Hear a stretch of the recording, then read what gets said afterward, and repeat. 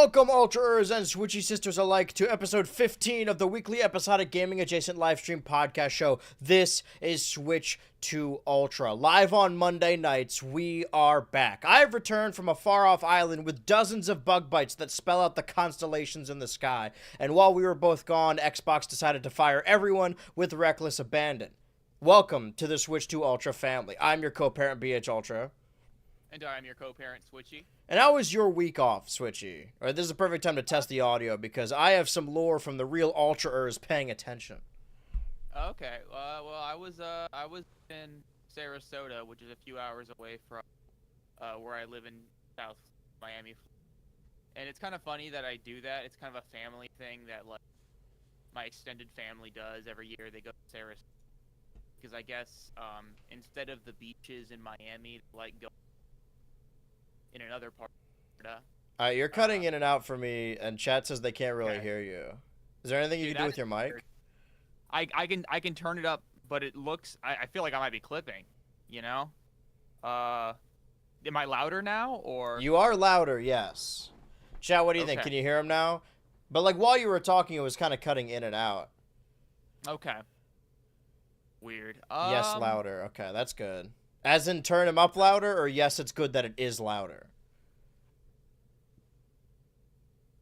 Oh, we'll just keep it rolling, as it were. So yeah, talking about your... This is a regular... It's good, he's louder now. Okay, yes. So your regular family vacation, is this a yearly occurrence?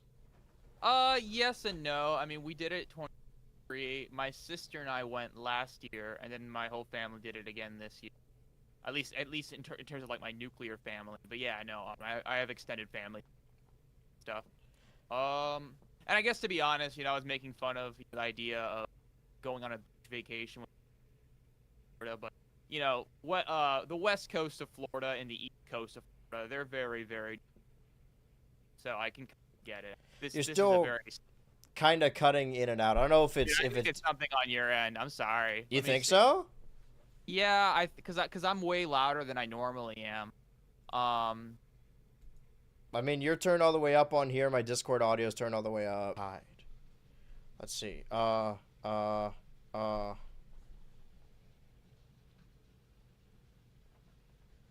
right, hold on. Live viewers of the Switch to Ultra podcast, if you are in the server, let me test this. Hold on.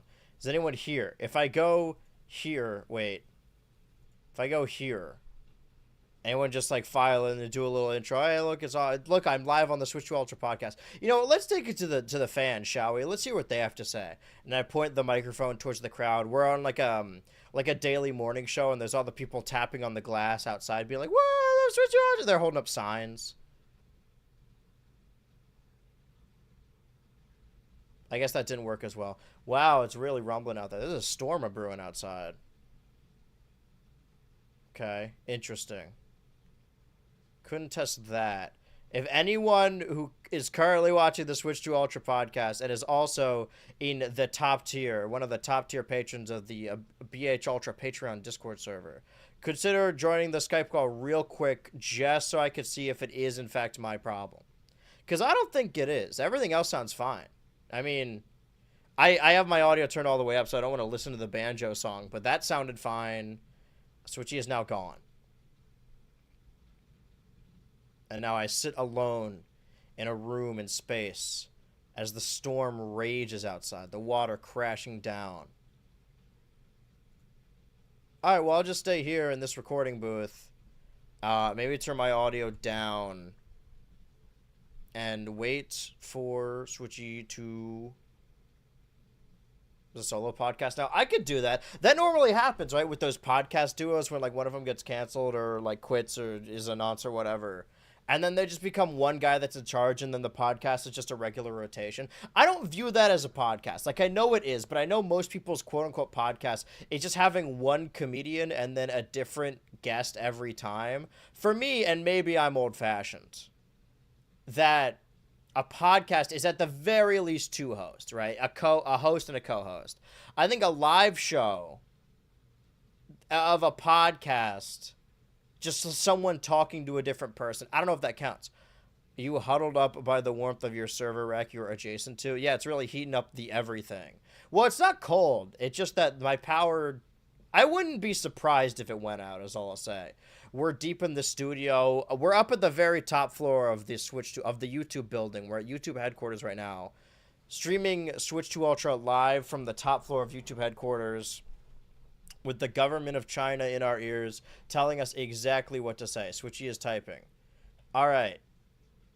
He says he's fiddling with his mic. He's fooling around. He's having a laugh. You know what? I think I'll order the sandwich Mike's way.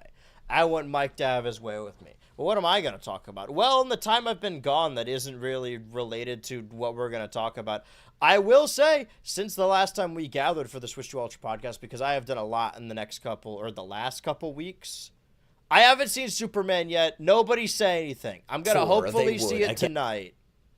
Hold on. Mute that. I don't know. Can I? What am I allowed to show? Have you guys seen this? Well, since last time we gathered, there is YouTube got some new videos. A new video up on the BH Ultra channel, the Fantastic Four's first attempts.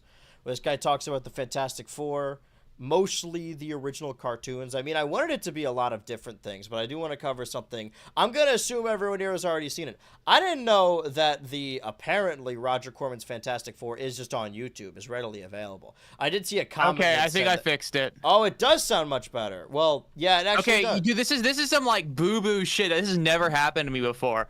For some reason, in my Windows, Windows 10 sound settings, where you can kind of select your default device and stuff. My microphone, when I go to the properties and click at the levels, for some reason it was at 17%. Oh, I've never weird. set it to 17% before. Did it just automatically do that? I don't know. Did I like press some shit by accident? That was weird and also really annoying because I mean my interface was fine. That was annoying. Just saying, Labubu question. Is that related to what we just said, or is that the big thing that's happened? See, we missed 1 week, and now everything's Labubu, Dubai Chocolate, Benson Boom, Crumble Cookie. I've missed Love Island. That's oh, dude. Okay, well, I want you to talk about your vacation first. Yeah. Well, yeah, no. So West Coast Florida, different vibe. I was out there for a week. Fortunately, I was also able to bring my laptop and remote desktop back home to video edit and stuff. So that's kind of nice to do. Kind of like, I don't know, keeps your head in the game, I suppose. Yeah. Actually, this weekend, this is actually some Switchy news. Oh. I am flying over to San Francisco. Not San Francisco. Well, I'm going to San Francisco, but I'm going to drive up to Sacramento, California, because a movie I'm in is premiering, having its debut. Yeah, I have a small role, but it's a film called Brain Bugs. Yeah. Sorry, I'll talk more about it at the end of the show. Oh, okay. Yeah. Yeah, so this is more of like a nostalgia-based trip because I talked about it vaguely in other videos because that's, when you're talking about nostalgic cartoons or an experience from your childhood, it sort of just ties into your personal life. And I like to think that's what we have to add as our own personal stories. I got a comment recently that was asking me to talk about like Gravity Falls or something, and that's one that that's a show I really like. It's something I would love to cover someday, maybe, but it's one of those things that I tweeted this out that I view YouTube as sort of like one continuous continuity, and it's all like I do not exist in a bubble. It is not like, oh, this is my platform. I exist within the context of specific communities that I am a part of. So when people ask me, and they mean well, I'm not saying this to be like, this person, how dare you comment this or whatever, but the idea of me making like, I don't know, like an analysis or a retrospective of Gravity Falls, like I truly do not know what I could say that hasn't already been said about that show specifically. Like, I feel like if there's something I want to cover that's been covered a lot in the past, that I want to have a unique perspective, or I want to bring something conversationally to the table. And although I do love Gravity Falls, there's only so many times I can say, like, oh yeah, this is funny, this mystery's cool, before it's just been done over and over. That wasn't the point I was making. The point I was making on top of that is that obviously there's nostalgic stories tied to everything. In the, specifically the Stoked video, I saw it coming up a lot. We are in the summer of Stoked again. It skips a generation. Every other year is the summer of Stoked. And then conversely, every year between those is the summer of Switchy. It bats back and forth. And that video I talk a lot about going on vacation to a specific beach and like a beach house that I don't really remember. And I only recently, like, personally, locally, have been paying attention to where I'm going. Like, before, I'm just like, oh, if I need to go to this restaurant, I'll, like, DoorDash it, or I'll just look it up on my map and then go there. Aside from, like, the movie theater I go to every week, there weren't a lot of places that I, like, remembered. So I've been making a conscious effort to pin things on my map and try and understand them locationally. Similarly, when I was, I mean, every year when I was driven to vacations, like a 5-hour road trip, 5 or 6 hours, I would just kind of shut my brain off or like listen to music or whatever and not really look out the window. Like, as far as I was concerned, when I was a kid, I was just driven somewhere. Like, I closed my eyes, put a blindfold on, and I was put to another universe. Like, I didn't know where it was. Whereas when I went there this year, because the last time we had been there or had gone there was 2017. This is a place we have gone, or we had gone every summer from, I believe, 2007 to 2017, or maybe 2008 to 2017. And I have a lot of fond memories of that, and a lot of, you know, cartoon related or TV show related memories, and a lot of that is brought up in the Stoked video. Like, specifically when we're at the beach house, and it's like an insanely fucking crazy beach house. Being in big houses like that is so spooky to me, especially when they're older. And not in like a haunted house situation, more of just like a I'm not supposed to be here, I'm not built for this situation, especially when I was younger. That to get to the beach, you have to ride a little trolley. Like, you have these wristbands, and they're like, oh, hop on the trolley, and then you do. And I remember, like, the first year we were there, 2008, it was June, and we were getting on the trolley, and it was at the same time that Flapjack had premiered on the Cartoon Network. And I think maybe, like, the second or third episode of that show is the foot burn, where they talk about going on a trolley in the foot burn, and they say the foot burn, like stretch it out like that. And before I knew what vocal stims were, that's what we would do. We would get on the trolley, and there were so many bits that I remember from each individual year that I could probably place the years just by knowing what I was watching on TV. You know, what year was Total Drama World Tour airing, which I did rewatch while we were gone. 2010. Yeah. What year was the Fred movie where he goes to camp? You know, even like My Babysitter's a Vampire. Probably 2011 or 12. I think it was like, no, maybe a little bit after. I remember it might have airing, been 2013 actually. It was airing the same year, I believe, as Revenge of the Island. So it is probably then was it was 11. 2012. But yeah, by that point I wasn't really watching. Like, honestly, like, I made a video about Fred, but you know, I was talking to someone and they told me that actually it's a really meaningful, nostalgic movie for them. And like, even when I was a kid, I was like, this is dumb. Yeah. Like, I like the movie more as an adult than I did as a kid. As a kid, I'm just like, this is just, you know, just like lowbrow. Which it is. There are specific bits I remember totally liking, but we said that about, I think, Cat in the Hat as well. You know, nothing is devoid of good bits occasionally. Yeah, but no, absolutely. I still think that like the guy playing Kevin is like surprisingly enjoyable like a to watch. 30-year-old dude just doing his best. He got he got cast in a Fred movie. He's like, oh, this will be a good opportunity. And then the monkey's paw curled, and it's like, oh, you have to play Kevin for 5 more years. Put him in a backwards cap. Honestly, like, Jeanette McCurdy was lucky that she could kind of get away with not coming back. Yeah, and then Daniela Monet also didn't come back, so they just didn't have that character in the show. Or Judy? Judy left after the first movie, and then Bertha, the friend character, who was played by Jeanette McCurdy in the first movie, and then Daniela Monet in the second movie, does not exist in the show. I imagine because she didn't want to sign on for an entire show. I don't believe so. Maybe she was in a couple episodes. I could have sworn I saw a clip of Fred the Show, and I saw well, I don't think of her by her name. I think of her as Tori's sister. Right. You don't even have her character's name. Oh yeah, no, I think it's Trina, but that's the kind of thing that I think I know, but I don't know well enough that I don't want to say it, like, lest I get it wrong. Yeah, you know what Tina. I mean? Where you kind of are kind of think it's something, but there's enough room for doubt that you don't want to like be confident about it and then say some stupid shit that makes everyone look at you like you're crazy. Oh, I love doing that. Yeah. I don't know. It reminds me of like. You know, because like people are so judgmental when you like forget a name or forget how to pronounce a word. Like when I was 15, I pronounced tetanus as satanus, and the guy and like this like look of disgust this person had for me was just so like vitriolic that I kind of thought to myself, we really look down on other people over really stupid things. You know what I mean? Yeah, but that's, when you're with the same group of people growing up, that sticks with you. They're never going to forget it. I was talking Yeah. with some other people about this. Like, imagine, I think there was some school somewhere, they were, like, describing it to me, and they're like, oh, it's all the same building. Like, grade school, high school, middle school, all the same building. Or it's all the same people or something like that. And just imagine, like, you pee your pants in, like, second grade. And then you're like And you a have to, like- junior, and your friends are like, "Hey, this dude pissed his pants in class." Like that's just what. Yeah. Imagine if they follow you to college, and they're like, "Oh yeah, this dude pissed his pants," when you were like Yeah. 7 years old.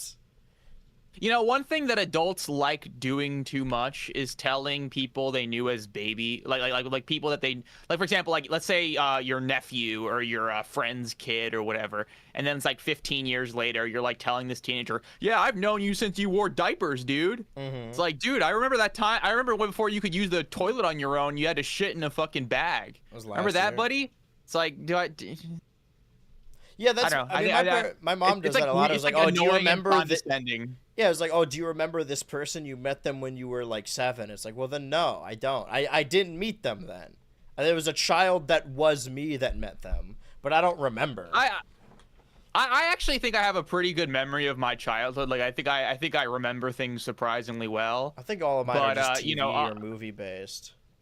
Obviously, though, I mean, it's not really, you don't really form meaningful relationships with people at that age. At least at the, well, no, you definitely do. Never mind. That's some bullshit that I just said. But Kids aren't obviously, people, they don't have souls. you like when your only interaction is like maybe saying hi and like hugging someone you don't even know. I mean, you don't really kind of absorb those relationships very meaningfully, I think. Yeah. It's like, oh yeah, my aunt's cousin's what's her name or whatever. Yeah, I mean, I'm no neurologist, neuroscientist, I don't know. But I maybe this isn't my theory. I think this is just a general theory that like we don't actually remember that far back. We're just remembering the memory. And the more we like There's some truth to actively that, actively remember it. So, I think there is something to be said of like if you're not tending to a relationship, you're just going to forget about it. Like if it's not someone you're talking to at least every year, you're probably not going to remember who they are. Yeah, because that is definitely a big at least from my own experience, intuitively, it would make sense that one of the big things that reinforces memory is thinking about it throughout your life. So, you know, the big thing, I think I genuinely remember things from when I was like 4 and 5. There are like scattered memories from when I was 2 and 3, but those are very few and far between. And I think the only reason I remember them is that I kept thinking about them as I got older. So like, I'm gonna remember this. Yeah. I mean, So I better not forget that. Circling back to the idea, what I was saying about the vacation is that there was in the summer of Stoked, I talk about there's a lot of things that I have fond memories of and give me like a warm feeling about that show that I thought were just me remembering the show, remembering the aesthetic of the show. But being on this trip and being back to this beach for the first time since I was 15 or 16. Oh, 16 mentioned. There are a number of things there that I didn't notice or maybe didn't register or remember when I was younger that actually have a lot in common with Stoke. We were at an ice cream place and there was a big sign that said like, oh, we supply employment and housing. And I was confused by that.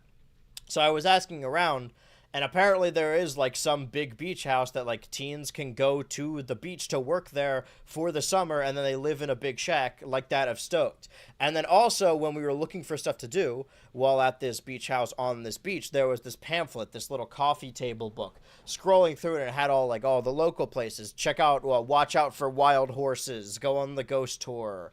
Go-karting. Actually, it was a little underwhelming because a lot of the places we checked out for nostalgic reasons, it seems they've all mostly shut down. Even like the water sports area seemed to completely dry out. There was a video store there, like filled with tapes, like hundreds of tapes. And it seems like it was abandoned, like all of a sudden. Like we were pointing our cameras inside there and there were like, yeah, posters. There was an ad for the first season of Mad Men airing on HBO. And asked all the Wow. people like in the buildings around it, and nobody knows who owned it, or like they said it had been closed as long as they had been there. We couldn't get in contact with anyone, but there's so many tapes, and the ones that are closest to the glass are like all blue. They're completely sun damaged, just completely unattended to tapes in there.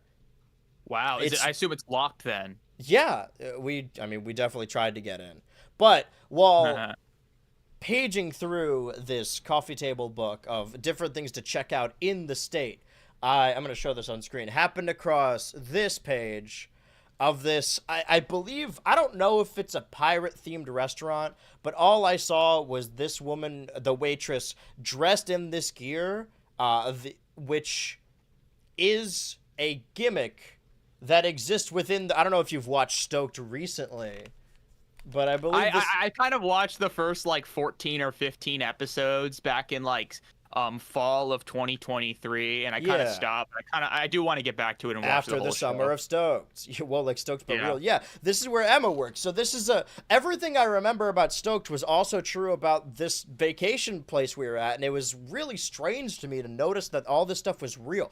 All this stuff that I remembered as being a thing from the cartoon, and then a memory hole, I'm like, oh, this was just something in the show. That's why I remember it. No, it existed. I don't think I've It's ever like a been real to this. thing. I don't think I've ever been to this wench themed restaurant, but it exists. And maybe someday I Yeah. will. I don't know if I'm ever going back to that beach, but it was nice to like go there and see what was going on. But earlier we were just kind of saying a bunch of gibberish buzzwords about what new stuff has happened, what's the new modern internet lingo speak, what do we miss, what are people talking about in the time since we've been gone. And you mentioned Love Island, I believe. And I, while at this beach house, because it was family and then family friends, it was the same group of people we would always hang out with every year at the beach. They were it became a Love Island household, I suppose, where every night we would have everyone gather around to watch Love Island. And I try not to get a big head about these things or like turn my nose up because, you know, entertainment is entertainment. I mostly watch YouTube videos anyway, so who am I to say anything? But I felt like I was sat down in front of the Super Bowl again.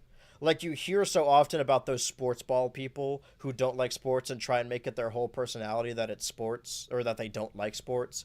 And then you hear that you're like, yeah, those people are miserable. And then you're forced to watch a sports game and you're like, oh, wait, no, right, I remember. It was sort of the same Yeah. thing. Where if I was just hearing about Love Island on my feed, I'd be like, you know what, let people enjoy things. But the fact that I had to watch it, I was like, oh, wow, this is awful. Yeah. It's funny. There was this. I mean, you could argue this is kind of like. I don't think it's racist, but I saw this joke and it is kind of funny that like Love Island being this popular is a recession indicator because historically the most popular show in America weren't shows like this. Like this would be the most popular show in like Mexico or something. I thought that was kind of funny. I think even I did though see that too. Or like you would travel little- somewhere and turn on the TV. I mean, that's Yeah, like, it's I like- don't. I think that it's just reality shows, you know? Like these Yeah. exist everywhere. Yeah, because they're cheap to make. There actually is a really interesting video. I might not have been a video. I think I might have heard about it. Yeah, I don't even remember the shit I watch anymore. But it kind of basically there was like someone wrote or looked into the fact that the boom of reality shows in the early 2010s and late aughts, like in Duck Dynasty, Jersey Shore, a lot of those big shows. Frankly, Toddlers and Tiaras as well. Like the popularity they got and the amount of success they had was in large part due to the writer's strike of '08. Yeah. They had just story because, editors that aren't legally writers that you didn't have to pay as such. Yeah, so that's one of the big reasons that that kind of TV really blew up. Mhm. But I never got into it. I mean, there are times that I kind of wish I was into reality TV. Like I wish I was into Survivor, but I wouldn't even know how to get into Survivor. You know what I mean? Like, do I start with season 1, episode 1, or That's do I what kind I of would jump do. in? It's like So much to binge. I mean, there was a period of time where I was watching the Sci-Fi Network a lot, and I would watch like King of the Nerds, which I think we've talked about before. And there was a show called Face Off where it was another like, oh, a bunch of people live together, or I don't know if they live together, I don't remember. And people are eliminated every other episode, and they have to do challenges, but all the challenges are VFX or not VFX, but just regular effects based. Like, they were makeup and prosthetic people, and they're like, oh, make an alien, but it's his birthday or whatever, and they would have to make prosthetics on a character. And they would go through the entire program of like seeing the concept art, the original sketches, the concept just in general, and then the original print, the original sculpt, all stuff like that. I thought it was really fun. I don't think there's anything wrong inherently with reality shows, but this, if you're telling me about that show, I'd be like, yeah, you know, whatever, it's a reality show, it's not for me, but I understand it.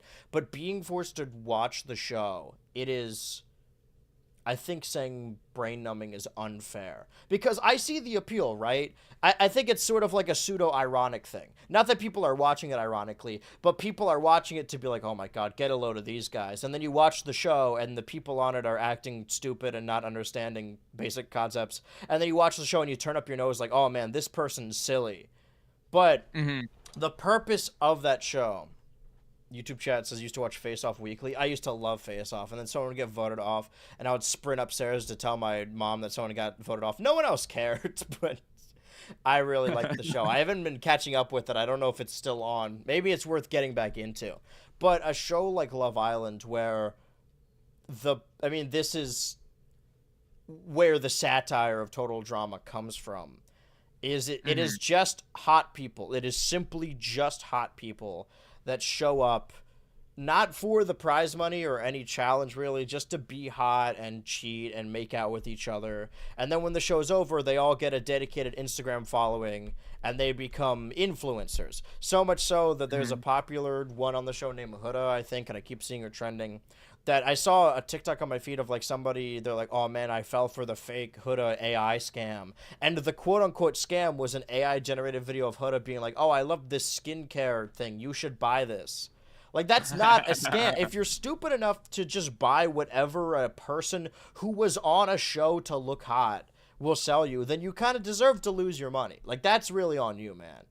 There's entirely different worlds going out there. And again, I don't want to turn up my nose or try and get a big head about it or be like, I'm above this. But there really are, you don't really notice this stuff until you actually step outside and be like, whoa, people are watching some strange shit. Yeah, you know, I mean, I remember like the whole meme of like, there are worlds, there are levels of human existence that we know nothing about. Usually hear people say stuff like that when they bring up, you know, maybe like trash Love Island's TV, a coworker show.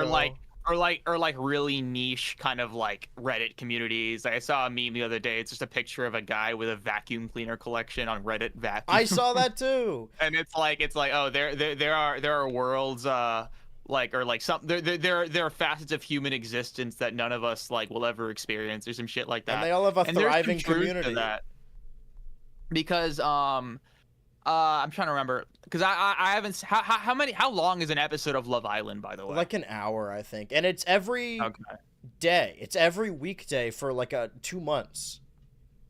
Oh wow. Yeah. Man, that's kind of, well, I think it's 2 days ahead of time. Like, they get all the footage from 2 days ago and then edit it into a quote unquote viewable episode, and by that I mean nothing really happens. Oh, they must have like really, really fast editors, though. I guess, to be fair, I mean, if you have like I don't know like how realistic this kind of what's the word, this like these logistics would be, but if you had like 20 editors and you needed them to all kind of put together, you know, like a 40-minute video, like episode in a couple days, you could probably do that. They're probably doing it in real time too. Well, that's the thing about I think saying that it's fake is a little too precise and too easy. Like, I don't think that the people on the show or any reality show are literally playing characters.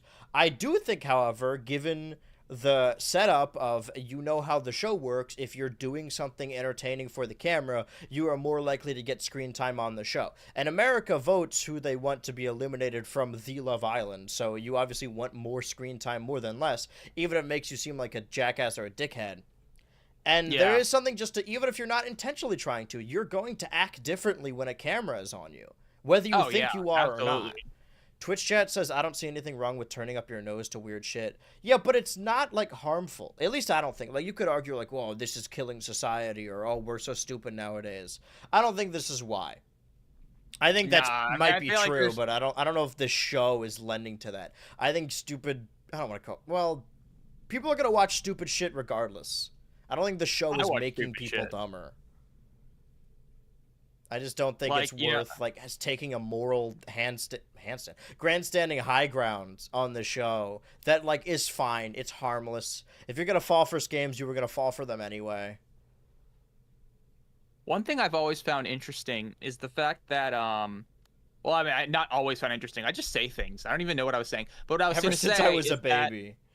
Ever since I was a baby, I've had this opinion of Love Island because I was like moving towards a TV show opinion that I've had for a couple days. I've only known Love Island's existed for a few days, but it's on its 7th season, right? Like, why is it suddenly just kind of going so big now? That's what kind of came off as weird to me. Not in like a suspicious way, but I'm curious what specifically about this season, or like what specifically caused Love Island to be as big as it is right now. You know what I mean? Recession indicator?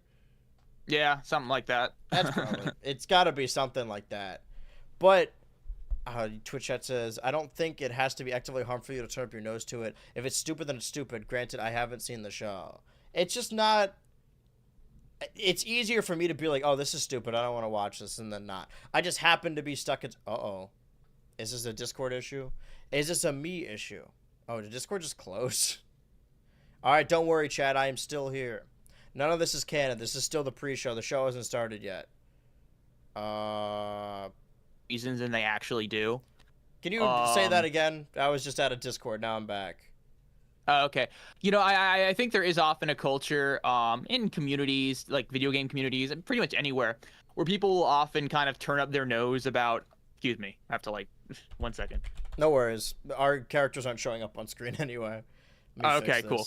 We have time to stall. Like I think there's often a culture where people pretend that the things they do for fun are a lot more cerebral than they actually are. You may need to do this point again. Let me just make sure everything's on screen. Dude, what's going on? Discord.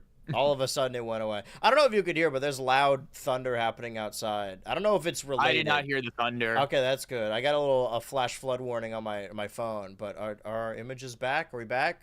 Hello? Hello? See them moving. What if I... nope. Anything there? Hold on. Move this here. This really is an episode of technical difficulties, but we're getting it all back. Crack and Switchy are gone. They've disappeared. Creepypasta. Okay, what if I just copy the... Okay, what about a new URL? Does that do anything? Paste. Wait. Oh, okay. All right, we're back. Okay, sorry. Continue your point, and then editor will cut it in like nothing happened. Ah!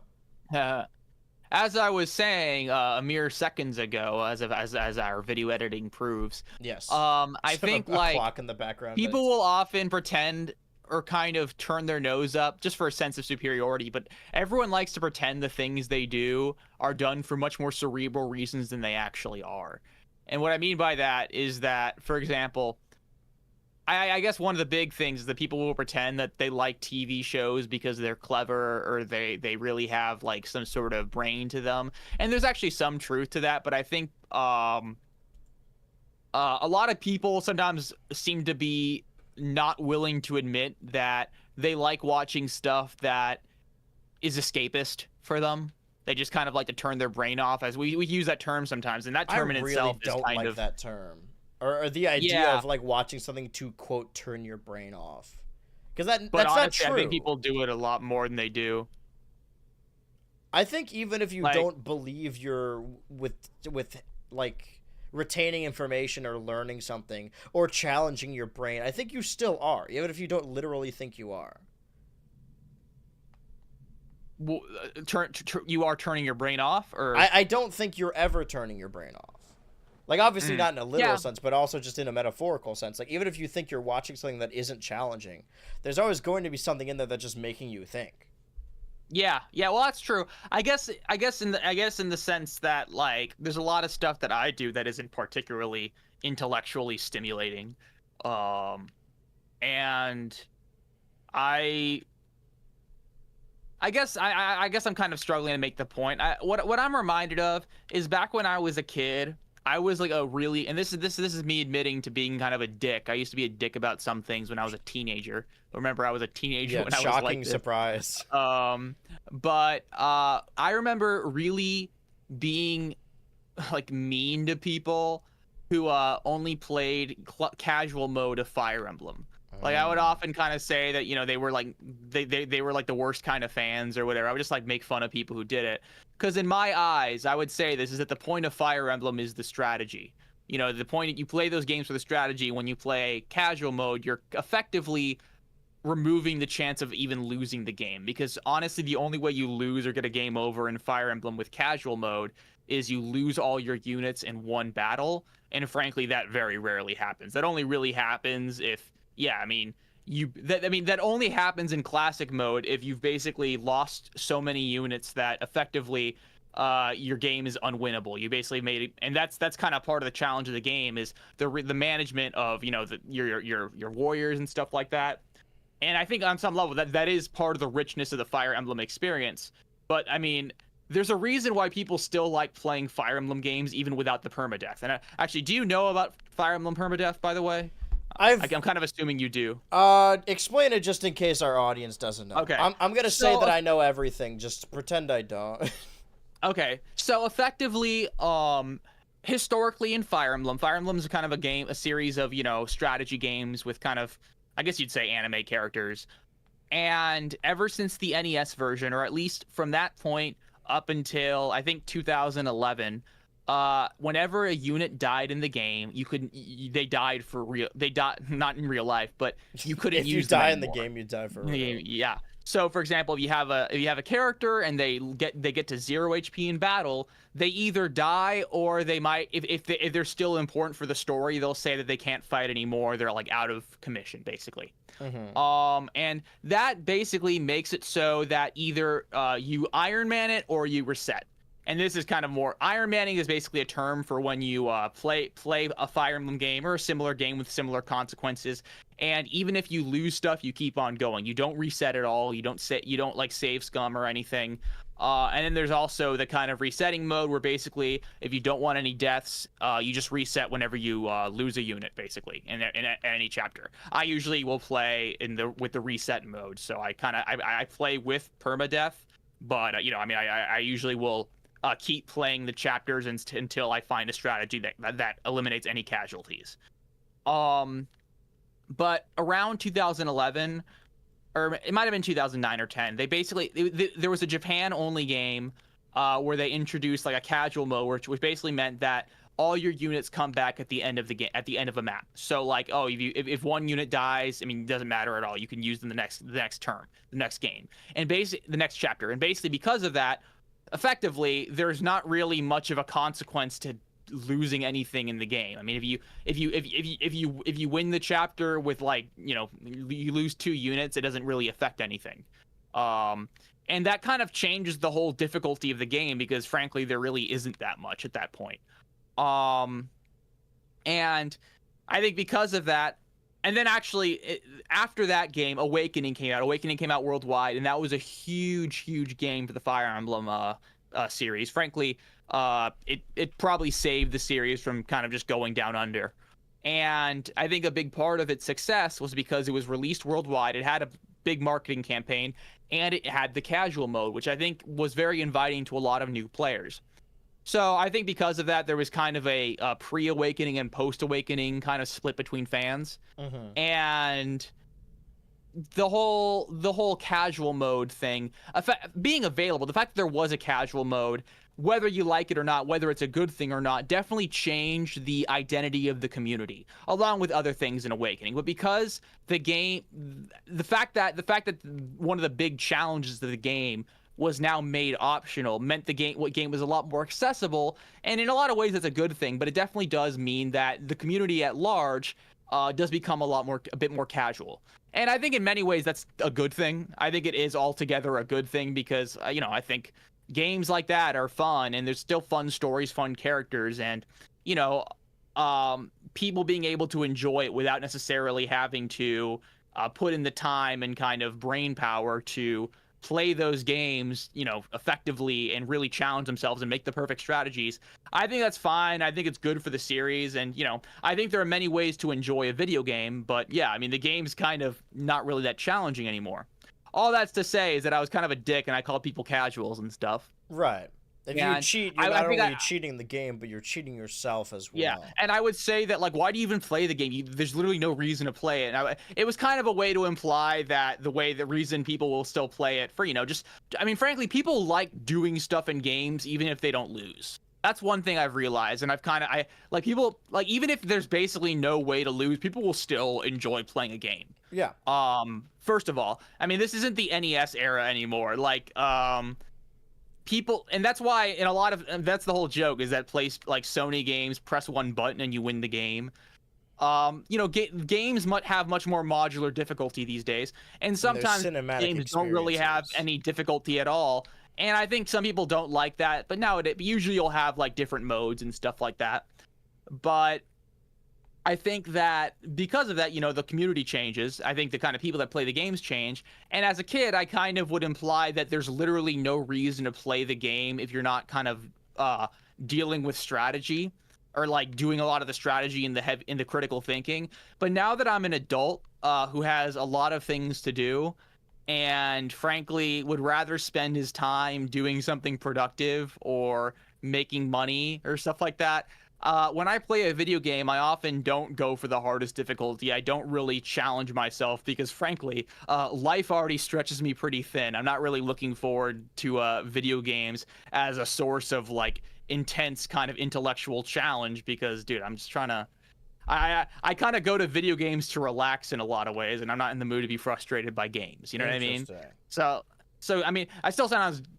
I don't want to like people to think I'm too like I think nowadays, I'm not as interested in playing games where I really feel pressured to, grind and get really good at the game. Like I'd rather, video edit, Yeah. I don't think I've ever had like a competitive spirit. Ever since I was a kid, like I liked playing, and I said this before, that I kind of lost my passion for something like soccer when people wanted me to be on a team where there were games and tournaments and locals and whatever, where the stakes would be high and the game would stop being fun. I wanted to play soccer with my friends, but instead it became like, oh, if you lose, everyone's pissed at you. I never had a competitive spirit when it came to sports, and even when it comes to games. I think I'm just happy to be playing a board game or a video game with friends or just anyone that's around, that the fun of me having and playing a game it vastly outweighs any potential negative feelings I could get by losing that game. And the same thing happened recently, where I went to a movie theater and I was like, oh, let's see a bunch of movies in a row. And the first two movies were bad. And I was with people, and I was ready to keep going. Whereas the mood of the rest of the group was more like, oh, those were like more upset. Like, oh, these movies were bad. Now I'm like upset about it. And that's not the first time that's happened. I've definitely gone to movies before. It happened when me and my roommates went to go see Beau is Afraid, which I don't know if you know, but that is a very... I've heard of it. It is a very upsetting and strange movie. And I guess it is sort of the same opinion as the live-action Cat in the Hat, where I like it. I understand it's not a good movie, but I would rather a movie be weird and bad than boring and bad. So I'm glad it just does a lot of insane, zany shit. And there's parts of it I really like. And I'm excited to see Ari Aster's new Joaquin Phoenix film. I think next week or maybe the week after. Give me that Aster slop. But my one roommate was, like, legitimately pissed about it. And maybe it's because I don't pay for the movie ticket, I just pay for the monthly thing. And maybe it's because I think my thing is I just love being at the movie theater so much that even if I see a bad movie, I'm like having a good time still. That I think I could probably see 3 bad movies in a row in a day and just be like, oh, that was good. Just because I like seeing movies at the theater. And similarly, if I'm playing a game, even if I'm losing, if I'm playing a game with friends and we're like, I don't know, we form a squad and we're playing online or whatever, or even like playing against each other, and I lose like colossally, like I lose like 20 or so matches in a row, I'm still having fun because I like playing the game. Granted, there is a limit to this. Like, if I can't do anything, like if I'm playing a fighting game and I'm just getting juggled so much that I'm not even playing the game, then I don't get upset, but I'm like, this isn't fun because I'm not even playing the game. But if there's like a fighting chance and I'm still losing, then I'm always going to have fun. I don't really have that competitive spirit. I think I just like doing all of these things. Yeah. Ooh, lightning. That's the extent of how I feel about game difficulty. I think I normally just try and go for normal. I like doing challenge runs of things. I don't view any difference of people who choose to play like an easier mode or purposefully play a game on easy mode, because at the end of the day they're still playing the game. The only thing, and I think I've said this before just for personal reasons, when I'm streaming, I don't like to look up like online walkthroughs.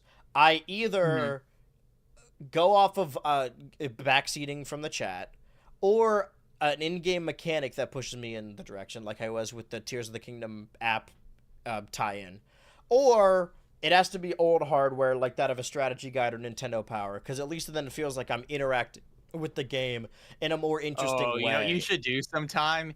You should play Earthbound with the strategy guide. Oh, does it like colossally fuck you over?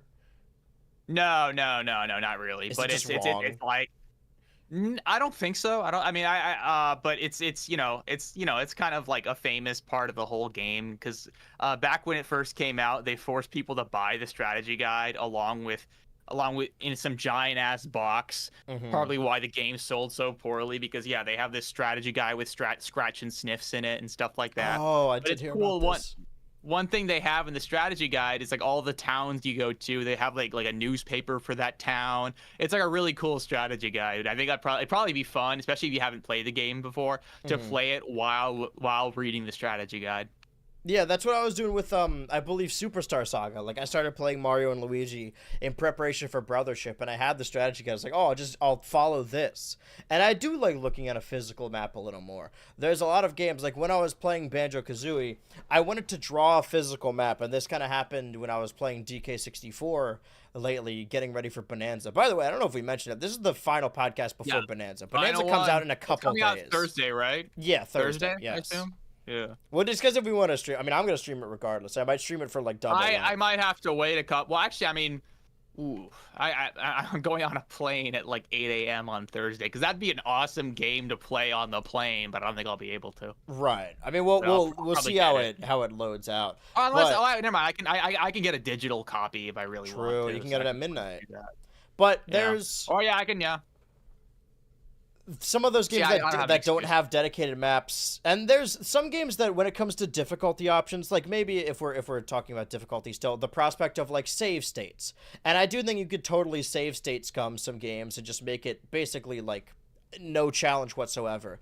But what I like to do when it comes to save states is just kind of cut out monotony. I think the only game where I use save states that like obsessively or over and over was when I was playing Super Metroid. And if you're lost in Super Metroid, sometimes you're like, maybe there's going something all the way back. Yeah, maybe there's something at the bottom of the map. But if you go all the way down there and there's nothing there, then you have to go all the way back up. So I do the save state before I go down there, and then I check, and if there's nothing there, I do think there's like different quality of life changes. And I think that's why I was talking about something like Banjo-Kazooie or Donkey Kong 64. I mean, there's a lot of changes that could be made at Donkey Kong 64. I don't think that one holds up nearly as well. But honestly, just being able to look at a physical map, it may seem like a modern gaming convention, but it seems unheard of to not have a map in a modern game.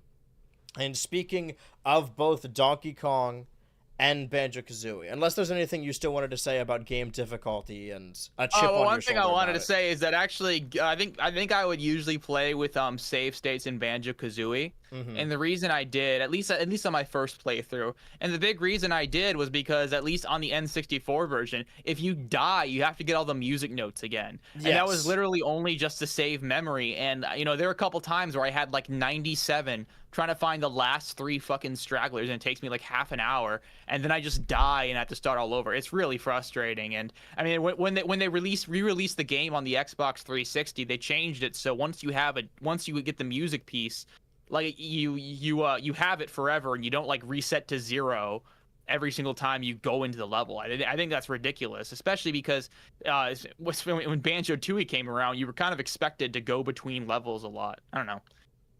And also regarding save states, I had a conversation with someone the other day, and they were talking about how bad Mario the Lost Levels is. A lot of people don't like that game. Yes, that one is famously difficult. Yeah, and I kind of said, like, the game's actually pretty fun when you use save states. And they're like, well, that's cheating. And I'm like, yeah, but there's a reason why everyone hates it without save states. Yeah. Because it has a lot of like goofy difficulty, weird things, invisible. Like there's goofy shit in that game. And if you modify the game so it's kind of like one of those, like hard platformers that gives you a bit, basically you get a checkpoint every single. Yeah, I was gonna like, say screen. those classic rage bait games like Cat Mario and I Want to Be the Guy, like they're arguably less difficult because I'm not saying they're not difficult, but they're more fun to play because while they are frustrating, you still spawn right back like where you were. So it being unfair is more funny than it is like, fuck, I have to go all the way back now.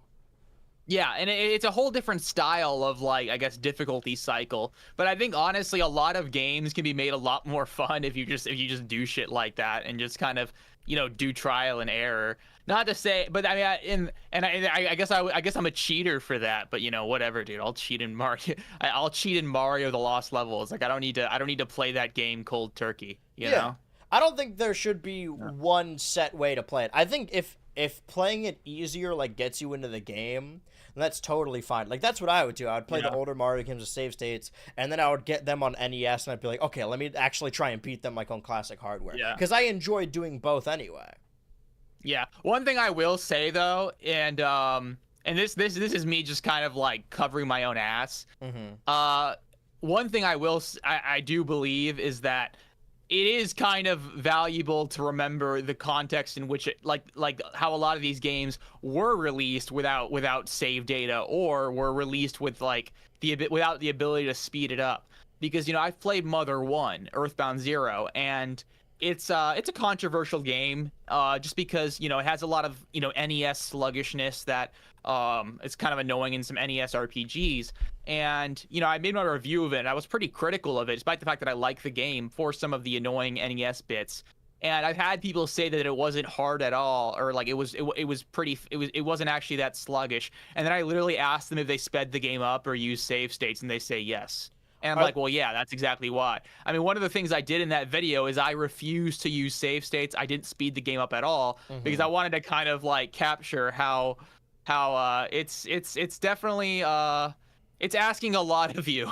Do you remember that without stuff like that? From a couple years back, that Lily Orchard video where she was talking about like the problem with modern Pokemon games, and in one of them, I would rather die than watch a Lily Orchard. I didn't watch the video, but Well, I mean, it's so funny because actually there was a point in time where I was kind of obsessed with watching Lily Orchard when I was like 14. That's an insane like 12 thing to to 14. Admit. That's way more embarrassing. It was really fun to watch her during the Glass of Water days. I loved watching her. I think there's just something to me at that age that was kind of not like sexually attractive, but like into stimulating about listening to someone who was that just angry and vengeful and like narcissistic, that when you listen to them and you kind of try, there's something kind of that makes you feel alive when you watch her or people like her. But I think around 2017 I was at the point that this person is just like reprehensible. I'm not watching her anymore. Yeah. I was never into it. I mean, obviously, like, that, I saw the one video that people always talk about, of a show I like. They're like, you should watch this video. And I watched it. I think I've seen it a couple times. And there's just so many... There are things to say about that show, but that video... I think there are criticisms. Was it Steven Universe? Yeah, I think there are criticisms for Steven Universe, but some of the most... I say, like, the 3 most popular videos that talk about Steven Universe are like, oh, this is why it's bad, are so in bad faith and make insane comparisons and arguments that it's just... If I didn't know anything about Steven Universe and I watched those videos, well, 1, maybe I just believe whatever they say at face value. But 2, I'd be like, oh, this doesn't make me dislike the show at all. This is insane what you're saying. But yeah, she did a video, I think, like a couple years back, like talking about, a modern Pokemon game and the problems with it. But she modded the game so that her starter was a Ralts and did not ever evolve this Ralts and went through a whole game with Ralts. And there were, just because, like, she really liked Ralts, I guess. And then people, responded to it as like, hey, yeah, this thing's really difficult, or this is happening because you refuse to use anything other than a Ralts. And she was like, well, no. The weakest fucking Pokemon ever. Yeah, like, what are you doing, man? You're just making, like... I'm not even saying this to defend modern Pokemon games. Like, I think you could just go through a normal playthrough and have problems with it. But that's like, you're just making problems that don't exist. Yeah, that reminds me of a friend of mine. I love this friend very dearly. But He's a lot older than me. But Mhm. one thing he once told me, he was complaining about this game that just broke. And he said that like the game would always break at this one moment. And then I think like 2 sentences later, he brought up that he was using an infinite health and infinite ammo cheat. And I'm like, well, there's the fucking issue, Yeah, dude. just play the game. Like, he thinks the game. You know, I hate being so condescending, but sometimes when you edit the in-game memory to give you infinite amounts of health and ammo, it causes integer overflow and it makes the game crash. That's probably what happened. You know what I mean? Yeah, And I when don't think people that's a kind of fault like of the act like game. this game was made by idiots, I'm like, dude, I think.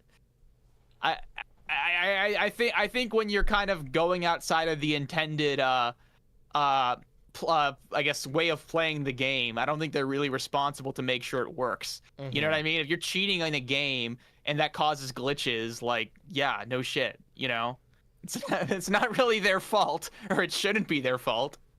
Built on Yeah. top of that, since we were just talking about Rareware and Banjo-Kazooie and games of the like, it is this is something that a lot of information that happened basically right after we left off in the previous episode and then had another recap.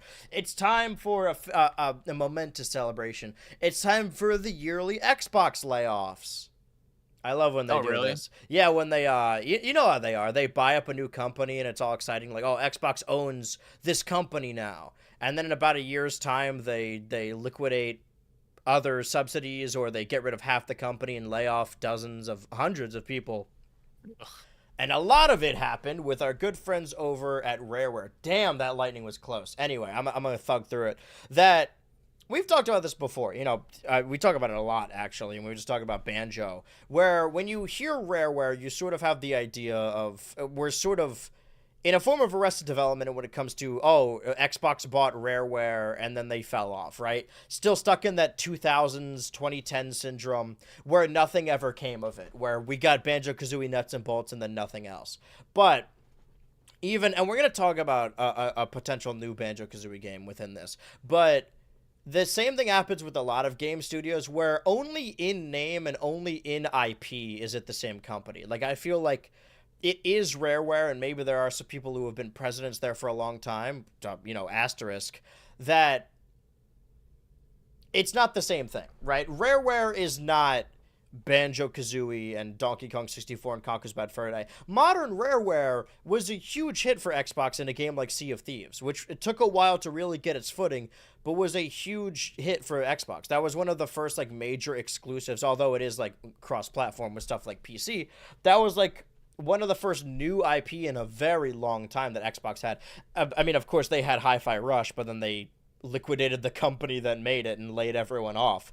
But after that, after the massive success of Sea of Thieves, I don't think a lot of people, or maybe I wasn't really holding out on the prospect of there being a reintroduction of these older Rare IPs, and rather seeing what they were doing moving forward. And they had a new IP, a new game moving forward after the success of Sea of Thieves called Everwild, which I actually don't know a whole lot about other than it being a new Rareware IP. And there was maybe a trailer at some point that was really just, a CG trailer at one of the big showcases that has been canceled, as there were a ton of layoffs in Rareware and sources, quote unquote, a lot of people internally. Weirdly enough, a lot of the sources we're going to cover are people that don't work at Rare and haven't worked at Rare in a while, but are technically connected to people who did work at Rare, or currently, well, I mean, did as in, like, they've all been fired.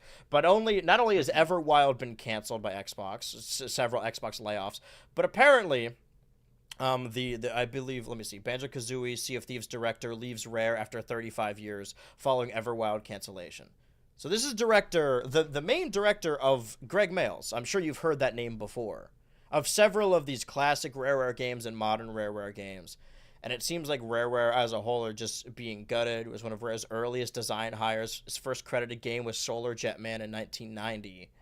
So it's a lot of their modern games. And then we have seen, I mean, there's a lot of these posts on his account. Grant Kirkhope posting about Greg has been brilliant for as long as I've known him. If this is true, it's very sad. And then more posts about Perfect Dark being canceled and just saying, geez, a lot of this, just very upset about all of this. Of course, Grant Kirkhope doesn't work for Rare anymore, and that's sort of the dissonance or the connection is, again, like if RareWare was working on a modern version of one of these older platformers, most of the people that work there anymore, they now work on Yooka-Laylee. They now work for Playtonic. But circling back to this Perfect Dark game, the Perfect Dark game, which is technically a Microsoft IP, wasn't actually being made by RareWare. It was being made by ZeniMax, which was, when it first came out, Xbox or Microsoft said that ZeniMax was their first quadruple A game studio. And I laugh every time that term is brought up. But PlayStation 1 can produce some mind-boggling effects. yeah, this game has been entirely canceled. I guess it was showed off at their Xbox Showcase 2024. But I don't know if you remember, but I was looking back at this, and I remember that this Perfect Dark game announcement happened at the same Game Awards where Sephiroth was shown up for Smash Bros. This was shown off at the Game Awards 2020. Yeah, The Initiative. It's the same company, or ZeniMax's new IP. Yeah, joining Everwild, a bunch of layoffs. Did you hear about any of this, any of these Xbox layoffs when it comes to RareWare? Nah, admittedly, like I'm certain kinds of gaming news. This is probably not good for me to admit, like, are kind of just noise to me. Mm-hmm. I didn't actually know about the layoffs. Well, it's not your fault. But, like, when you hear about them so often, there's only so many things. Yeah, it's like, you know, people say Xbox layoffs. When I hear people say that, I'm like, are we talking about the ones that happened, like the last time they Which year are we talking about? It happens a lot that I'm not exactly sure, like when the last time I heard it happened. Like, was it a year ago? Was it a couple weeks ago? Like, it's just, I mean, the cycle it's not continues. a thing I pay enough attention to know. Yeah, it happens all the Xbox time too. buys So Bethesda or Blizzard or Activision, and people are excited about what this means. Oh, these games are going to be on Game Pass. I think we talked about this when we were playing Switch 2, because my roommates have very strong opinions about, like, Game Pass being a much better deal. That it seems like, I mean, this is, I guess you could call it a Nintendo podcast. I would call it a Chinese podcast above all else. But there's a lot to be said there, and I don't think we're biased. I think we just like Nintendo games. That I think it's probably fair to say that, from what I've heard, Nintendo's a better company to work for. It's more worker friendly than, like, consumer friendly, whereas Xbox seems to be overly consumer friendly with a deal like Game Pass, and then is constantly behind the board. Just, you know, if you're a developer, why would you want to work for them, really, if games like this are just Although going I to imagine be I imagine Xbox is still pretty behind with a lot of the Microsoft stuff when it comes to, like, user telemetry. I mean, a lot of games nowadays, they require you to make some, like, account and, like, share data and do, like, stupid stuff, like get external launchers and stuff. It's always really annoying. Mm-hmm. And I imagine Microsoft is not one of the good ones in that kind of regard. Have you ever played a Perfect Dark? No, I haven't. It's a shooter, right? Yeah, it's a first-person. I think it's really built off of something like GoldenEye 007, which was really big on N64. Because the first one was on an N64. I'm pretty sure it's one of the games you needed the expansion pass for. And then this was one of the few IPs that they did... Because, you know, there's the narrative of, oh, man, Xbox didn't make... Or Rare didn't make anything for Xbox. But when Xbox launched, there was a Conker remake. There was a Perfect Dark Zero later in the year of the early Xbox. Even games on the 360 like Viva Pinata are grabbed by the ghoulies on the Xbox. Like, just because it wasn't Banjo doesn't mean they weren't trying to make games. They're still making games. Yeah. And there's the idea that Xbox, like, stole Rare from Nintendo. Rare was looking for someone to buy, and they pitched to Nintendo, and Nintendo said no. Like, I don't think Xbox stole anything. But this is a story we've been telling over and over again. And it's the story we will continue to hear, because on top of Perfect Dark, apparently there are quote-unquote insiders. Are you familiar with Nate the Hate at all? I think earlier this year, he was the person, the Famaborbs poster, who was referring to, oh, there's going to be a direct this day, and then it ended up being true. I don't know where... I think I vaguely remember.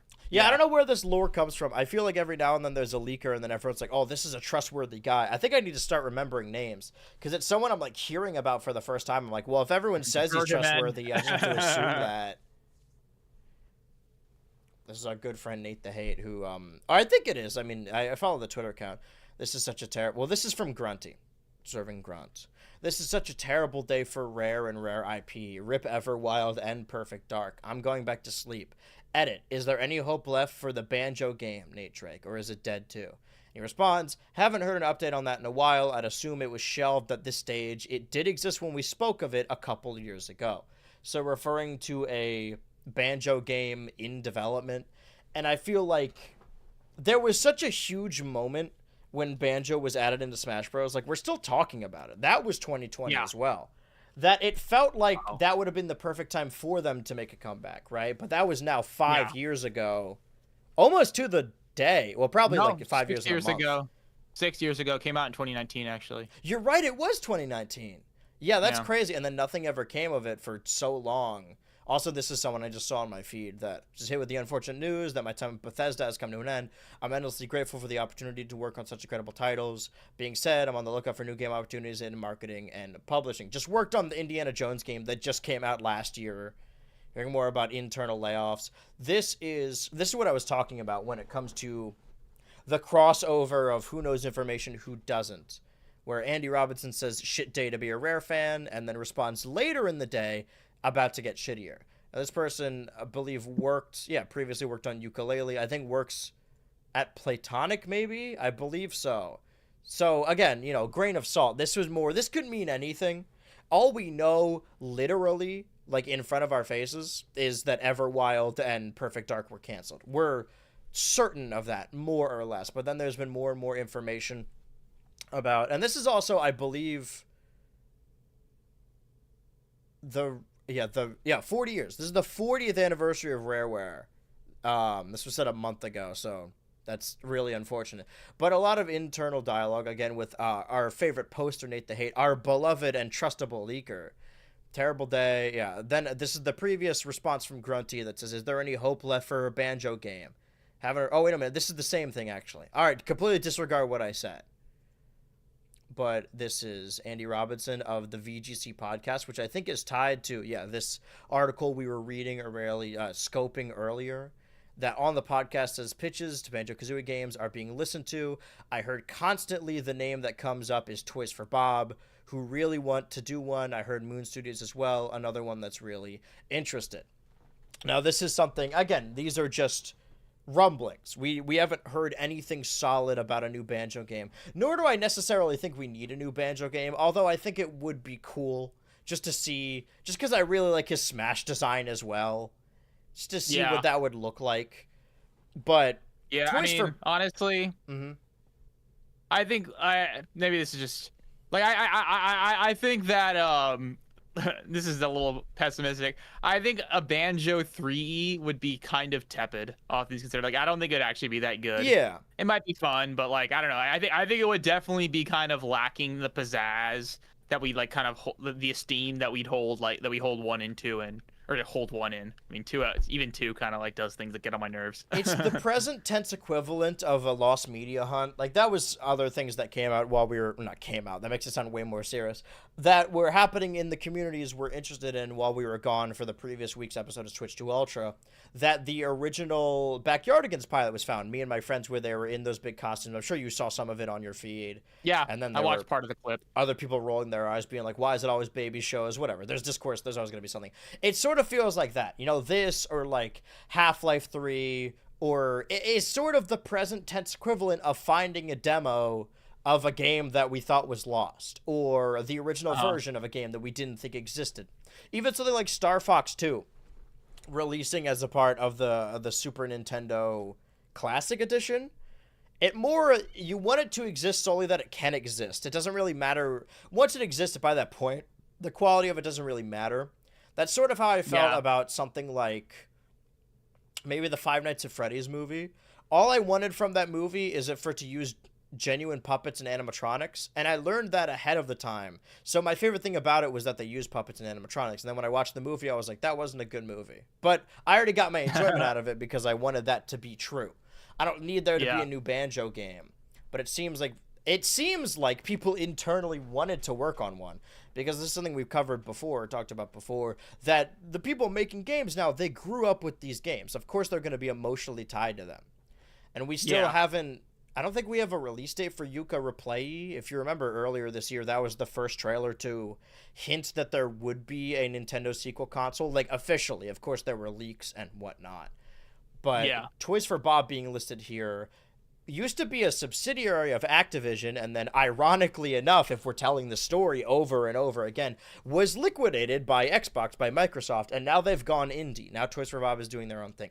If you remember, What does Toys for Bob do? they made the Skylanders games, and then afterwards Okay. worked on the Crash Bandicoot and Spyro reboot games. Like, I think the last Okay, game yeah, they that's did what I played then. That's was what I that played then. Yeah. Crash 4v4 game. I don't remember what it's called. But yeah, now Toys for Bob is gone. But I guess they've gone indie. I'm glad they got to keep the name. It'd be really funny if Banjo also did that. Maybe this quote is misunderstanding the context, or an older quote from an older video, because Toys for Bob is no longer a part of Xbox. At least I don't believe so. But that seems to be the extent of all of these Xbox layoffs, and I thought it would just be worth bringing up that it specifically targeted RareWare this time. And the benefit of having RareWare, other than making really good games, I mean, that's just a generalization. I haven't played a lot of Sea of Thieves. I haven't formed a solid opinion on Sea of Thieves. And it's a shame that their new IP also got canned. But something like RareWare, I mean, the reason Xbox buys up all these companies is so they can have their IP, so they can have their games on Game Pass. And hearing that all these RareWare IP were canceled, all these games that were potentially in development and we're going to continue to get bad news. Ultimately, we're viewing this like from a gaming news standpoint, like, oh man, what if it's a Banjo-Kazooie game? But in actuality, like, a bunch of people just lost their jobs, and Greg Mayles no longer works at RareWare. Yeah, which is just sad. That's a real bummer, especially after 35 years. Oh, here's the Jeez. Toys for Bob would love to work on a new Banjo-Kazooie. In an interview with content creator Canadian Guy A. Okay. Toys for Bob Studio heard Pollyann was asked which developers or IP would the studio love to work on. Okay, so this doesn't really mean anything. It's like in the Smash speculation cycle when they like ask the Cuphead developers, like, would you want to see your character in the game? And they're like, yeah. Because why would you say no? Why would you say no, we don't want to see our character in that game? The only people who would say no are people who have the character in the game. Right. 2020 Spencer said like, that any revivals of classic Rare franchises were up to Rare itself. And again, like, I mean, other than the previous director who was working there, it seems like most of the people who did work at RareWare no longer work there. It's the equivalent. I mean, we talked about this when we were talking about all the game announcements during the Summer Games Fest. Like Konami doing a remake of Metal Gear Solid Snake Eater without the, you know, the linchpin, the guy that people always credit to making Metal Gear Solid work. And I don't want to give all the credit to Kojima because it's never one man. And we've talked about this in reference to Sakurai. Like, it really is never just one guy. But it's so strange for like, oh no, Konami owns Metal Gear, let's do a remake of it, even though the guy who made the game is famously not here. Also, Death Stranding came out while we were gone. I've been hearing actually a lot of positive things about that game, strangely enough. Didn't that game come out like 6 years ago? That was the first game. Did you hear anything about Death Stranding 1? Because I remember it came out and people were, like, disappointed. Because it couldn't... I remember hearing people say it was, like, really weird. Mm-hmm. Like, that's all I really remember. I mean, like, that is Banjo 3, you know, the new Kojima game. It couldn't have possibly lived up to the hype. Yeah. But I remember, like, Death Stranding had, like, a really weird kind of marketing campaign. With the baby. But, you know, yeah, the baby. That is. But I never played it. Yeah, the extent of, I think it might, I don't know, I've been hearing, earlier I said I'd turn up my nose, like, oh, I wouldn't fall for this, but I think I am easily influenced by, like, edits. And I've been seeing a lot of Death Stranding 2 edits of a very specific character set to a very specific song, and it kind of makes me want to play it. Although it seems to be a narrative-heavy game, and I know Kojima's always been on that. Yeah, it might not be your thing then, because, like... That was all of this I'm not information. sure. I assume it's similar with Death Stranding, but Metal Gear Solid is infamous for having like hour-long cutscenes. Yeah. I imagine Death Stranding is almost the same way. Might be worth it. Maybe I'll watch someone play it. It's been a while since I've like done that. Like gotten into a game instead of playing it. I watched a Let's Player or a streamer. Just to get a vibe. I gotta rough it a little bit. I gotta live like the peon that isn't a famous YouTube reviewer. I need to know what it's like to experience a game through a streamer. But that happened immediately after, well, not immediately after, but after we went off the air for the previous episode, and then obviously a lot of stuff is, let's lighten the mood a little bit with some stuff that really doesn't matter, like Super Mario Strikers coming to Nintendo GameCube, Nintendo Switch Online, We are, of course, living through the. This looks great, by the way. Well, not great, but it looks like it seems to be. I don't think that the Switch. I haven't played enough of the GameCube games on Switch, and I know that when it comes to N64 emulators or NES emulators, like they're kind of hard to get wrong. But it seems like when it comes to N64 Oh, okay. I thought you had to say like N64 game emulators are hard to get wrong, and I'm like, the opposite's the truth. Yeah. Well, that's what I'm saying. Like there have been a lot of smaller details. It's less that N64 is harder to get right, and more that there just seems to be less care. Not that people don't care about the N64, but obviously there are incentives to emulate specific GameCube games that have very dedicated communities, like that of Smash Bros. Well, I think the N64, the hardware of it, like with things like lighting and stuff, there's something that emulators have a really hard time replicating. Mm-hmm. I don't actually, I've never actually, worked in video game emulation, so I don't exactly know how it's done. But yeah, I mean, N64 is infamous for how difficult it is to kind of like get running on PC. Right. I know there were little things like I'm sure we've all. I was just about to quote the Nerl video, but I realize you've also probably seen it. But oh yeah, the moment in Majora's Mask and the ending where the sorry, spoilers for Majora's Mask, when the giants are lifting the moon back into the sky, that the cutscene on actual N64 hardware lags. So it plays the entirety of the track because it's meant to run on N64. But on an emulator, the cutscene doesn't lag at all, so you don't hear the entirety of the song. It just ends. Whereas on Nintendo's in-house emulator, they purposefully slowed it down. And it's something you only really... Yeah. Not to say that their emulator's better, because they had a lot of growing pains with their N64 emulator.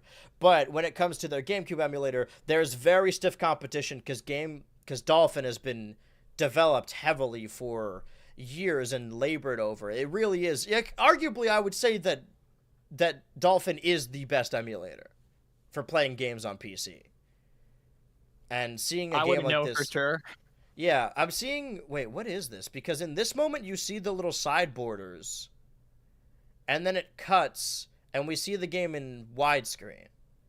Which was always the main appeal of playing a game on Dolphin, is that all the games that were normally in 4:3 would be in widescreen.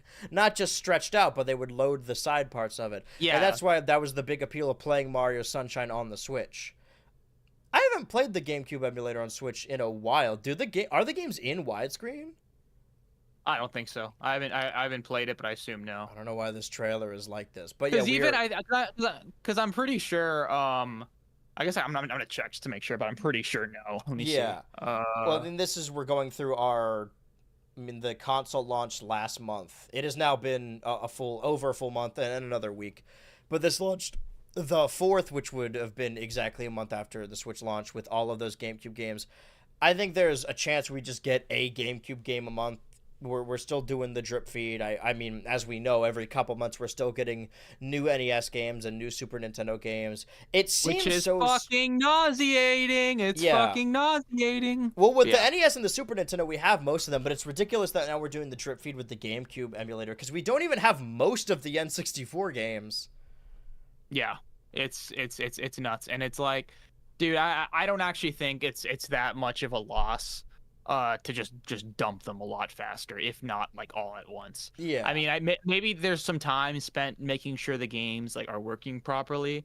Like that's fair enough, but I mean, once a month is just obscene. Yeah. Especially because I'm sure most of the games nowadays, like we know how to run them on an emulator properly. I think we talked about this. I don't know. Literally on the last episode of the prospect of elongating content drop so that like you have an excuse to go back to it, and in the same breath talking about the Nintendo sports games and how everyone always talks about the GameCube version. So I guess, or the GameCube versions of all those Nintendo sports games as like the mecca of those games, like, oh man, this is the best it is. This is why so many people mischaracterize Daisy. This is another thing that we were just going through feeds while we were gone scrolling, and I think there you have to choose your battles, and there are sometimes I see fan art. And I'm just glad that fan art exists at all, and I don't want to encourage artists to constantly make their own things. So whenever I don't have a private account, I don't have a Finsta or whatever. If I feel something, I'm just gonna tweet it out. I don't really think about it that much, except for when I see fan art and I'm like, I don't know, have something to add to it. I'm like, I'm not gonna say this because this is fan art. I'm glad fan art exists at all, but I think it's an interesting phenomenon that like, there's a lot of characterization that a lot of people kind of project onto Daisy that she really just simply does not have. But you could say that about a Like lot of what? Mario characters. Just her being the sassy tomboy character kind of only exists Well, within this game. they've said stuff like that in like strategy guides and manuals though. I think Mhm. that's kind of like where part of it comes from. But yeah, when you think Right. about it, like it's not like Daisy's like always doing tomboy shit Yeah. when in Mario And games, I bring that if up at because all. I find it interesting, not because I'm like, this person's fan art is factually incorrect, actually. That's what I'm saying. Like, I feel like people would misunderstand what I'm saying. Where if I would, like, tweet about it or quote retweet someone's fan art and be like, Daisy isn't like this, they think I would, like, take... Because, like, I don't care what the Mario character's character are, you know? This is in the GameCube is the game where Mario smudges his brother's shoe or whatever, and that's why it was in all those Is Mario Evil videos back in the day. Like, I don't really care that much about the Mario character's characterization. Although I do like the little moments in something like Mario Kart with attention to detail in Mario Wonder. But there's another, without getting too much into it, there is a character in The Amazing Digital Circus that wore a backless dress in the most recent episode. And I've seen so much fan art of her just looking as curvaceous as possible. And again, I don't want to look at people's fan art and be like, this is inaccurate, because it doesn't matter. But I do think it's really funny that, like, in the show, this character's a washboard. Like, almost... Like, that the character does not look like that at all. But to each their own. I just think it's an interesting phenomenon. I find it kind of silly. So I know those Ragatha fans, but you guys are... You know, a hungry man dreams of food. But on top of getting information on Super Mario Strikers, there has, I think in a different Nintendo trailer, Nintendo 64 NSO overview trailer, obviously we have multiple games that are already on Nintendo Switch Online, but I think this is a recent trailer for specifically the Nintendo Switch 2, have this sort of glossy background of a ton of games. Oh yeah, these are exclusive to Nintendo Switch 2. We covered this trailer in a previous episode of it, how it's weird that the CRT filter only exists on the Switch 2 edition. And in doing so, we completely missed, because I guess we weren't looking hard enough. We were not the hard-hitting journalists we thought we were. And by the way, over here, just going to give a quick shout-out. This is Skips, a person we've been or I have been following for a very long period of time, because this is the sole proprietor of K-Rool and Donkey Kong Bonanza theories. Like, whenever we've been looking at information or theories, it's always been this guy. So shout out this guy. You know what? I'm going to reach out. I think we should have him on the show to discuss Bonanza. Dude. In a post-Bonanza Yeah, I followed show. Skips. You got Yeah, you I got do me on too. the Skips train. I feel like we've been unfairly just stealing all this. But there's multiple sources when it comes to this. Is in the background. I feel like this is accurate. What we're about to see is accurate, but we're about to judge it with our own eyes. We're delving into Pac-Man in the Sky territory, where what Skips here is saying is that you can very clearly make out the box art for Super Smash Bros. In the background here. Now, Can you share your screen? oh, can you know? Oh, right. Okay, sorry. Oh yeah. All right, when I opted out. Sorry. Yeah, okay. Let me find it. Should be here in 60 frames per second. Yeah, here is the blurry version that people are seeing. They're seeing the hidden Mickey, the Jesus in their soup. The box art for Super Smash Bros. For the N64. Oh, come on, really? Oh, you don't look at this. Oh, okay. All right, hold on, sorry. Did Discord fuck up when I was shared my screen? Okay. I saw the N64 stuff. Right. It unshared my screen. Why did it do that? Okay. Are our React characters back? Okay, we're back. That was strange. Anyway, yeah, look at this tweet here by a good friend, Skips, who is, I want to say friend of the show, doesn't know the show exists probably. But this is where people are seeing Super Smash Bros. 64. Right here. Do you see the box art for Super Smash Bros. 64? It's funny. I'm pretty sure Captain Disillusion recently made a video about like de-blurring stuff. I wonder if someone can do that. Oh, go well, back there's to multiple the different examples of this, but yeah, okay. Go back to the Gaussian blur thing. Mm-hmm. Go back. Go back to the actual box art. Yes. I could see it. Yeah. I'll be right back. I spilled something. I'm gonna wipe it up. Oh, I hear that. Rayman is stuck in the crystal. Yeah, exactly. Twitch chat. What's YouTube chat saying about this, guys? I think we're right on the cusp of getting the turbo channel monetized, I think we're maybe like legitimately 200 views away. I don't know what that means moving forward. Also, I see a little badge next to the top YouTube chatter. Shout out Paxter. I didn't even know that this was a badge you could get on YouTube. But we'll circle back to that, and we'll switch. I mean, there's, like I said, multiple different examples of this. I'm going to use this opportunity to... no, I'm not. I was going to say I was going to use this opportunity to reach out to Skips, but then nobody's talking. I'll do it. I will multitask. My sister's asking if I'm out in the storm. Is it bad? Alright, maybe stuff is happening. I'm spinning multiple plates.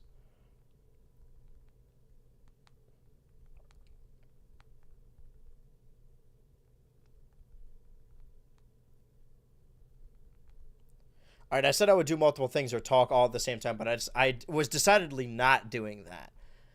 But I actually want to learn more about this whole de-blurring of it all, because I think that's probably something we could do if we really load it up in Photoshop. I don't quite see it.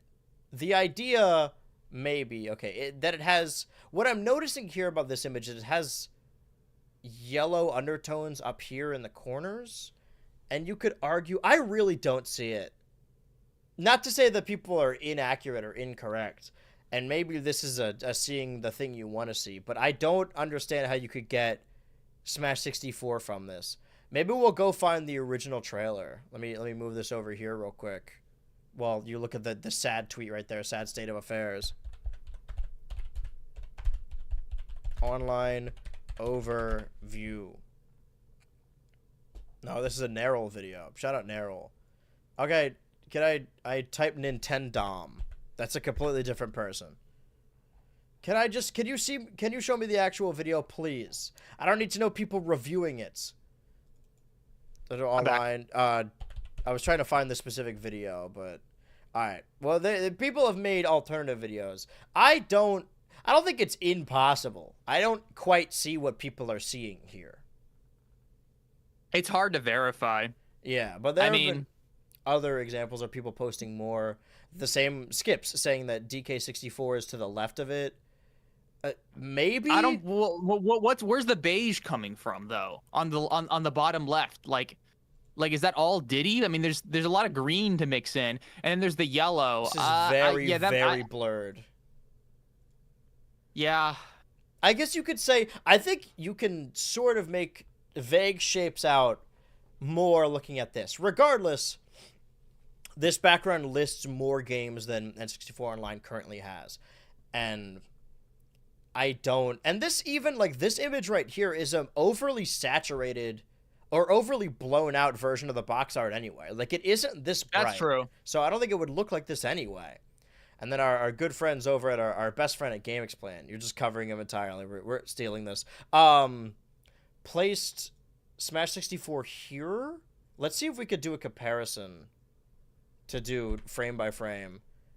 Sort of. I see the blue of Mario's overalls, like the deep blue. Oh, that was Michael here. Rosen for a second. But no, that's Game Explain. I wish he would wait. Yeah, this is Mr. Game Explain. Andre Game Explain. Everyone's favorite YouTuber. But I see the blue, or the bluish purple of the overalls. Maybe the yellow of Pikachu. No, I'm really just seeing Mario here. And I guess this is the only box art, I keep wanting to say thumbnail, where Mario's on the left of the screen, and then later in the video points out apparently Glover. This one looks more. This does seem like a hand silhouette. Okay, wait, go back. I gotta see the Glover. I gotta see the Glover. Well, that's where we're at right now, where it's, yeah, see Glover there. Okay, I'm buying Glover. Yeah, the Glover I see. The Glover I'm on for.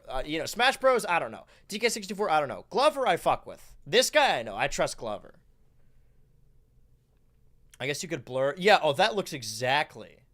Oh, I guess that's what's happening here. Is yeah. There's also the they're all darkened because they're in the background. Mm-hmm. Purposefully blurring. Okay, so no, this does make me believe it a little more that they are blurring these two box arts and they seem to meld with the background. But also, this is a layer in front of it, so it may just look like it's melding in the background because it's on top of the previous layer. We're sort of Photoshop experts, Photoshop savants, but there's a lot. Well, I assume what's happening. What I assume is happening on the whenever you pause or go to the menu, it applies a Gaussian blur and a brightness. It lowers the brightness of the game selection. So yeah, I guess they probably do bleed a little bit into each other.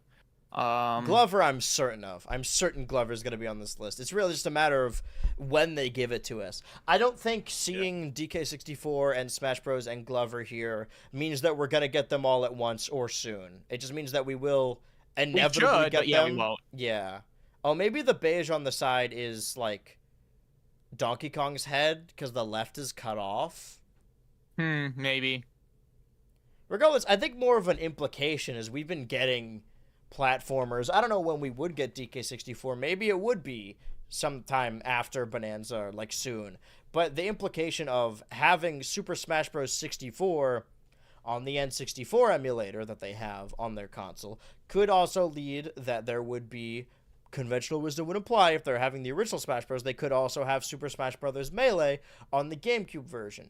And the average normie, I suppose, person who just they don't play emulators, they don't play these games competitively, they're just nostalgic for these games, could play Melee online officially. Ever since the days of the Wii, people have thought about playing Melee online.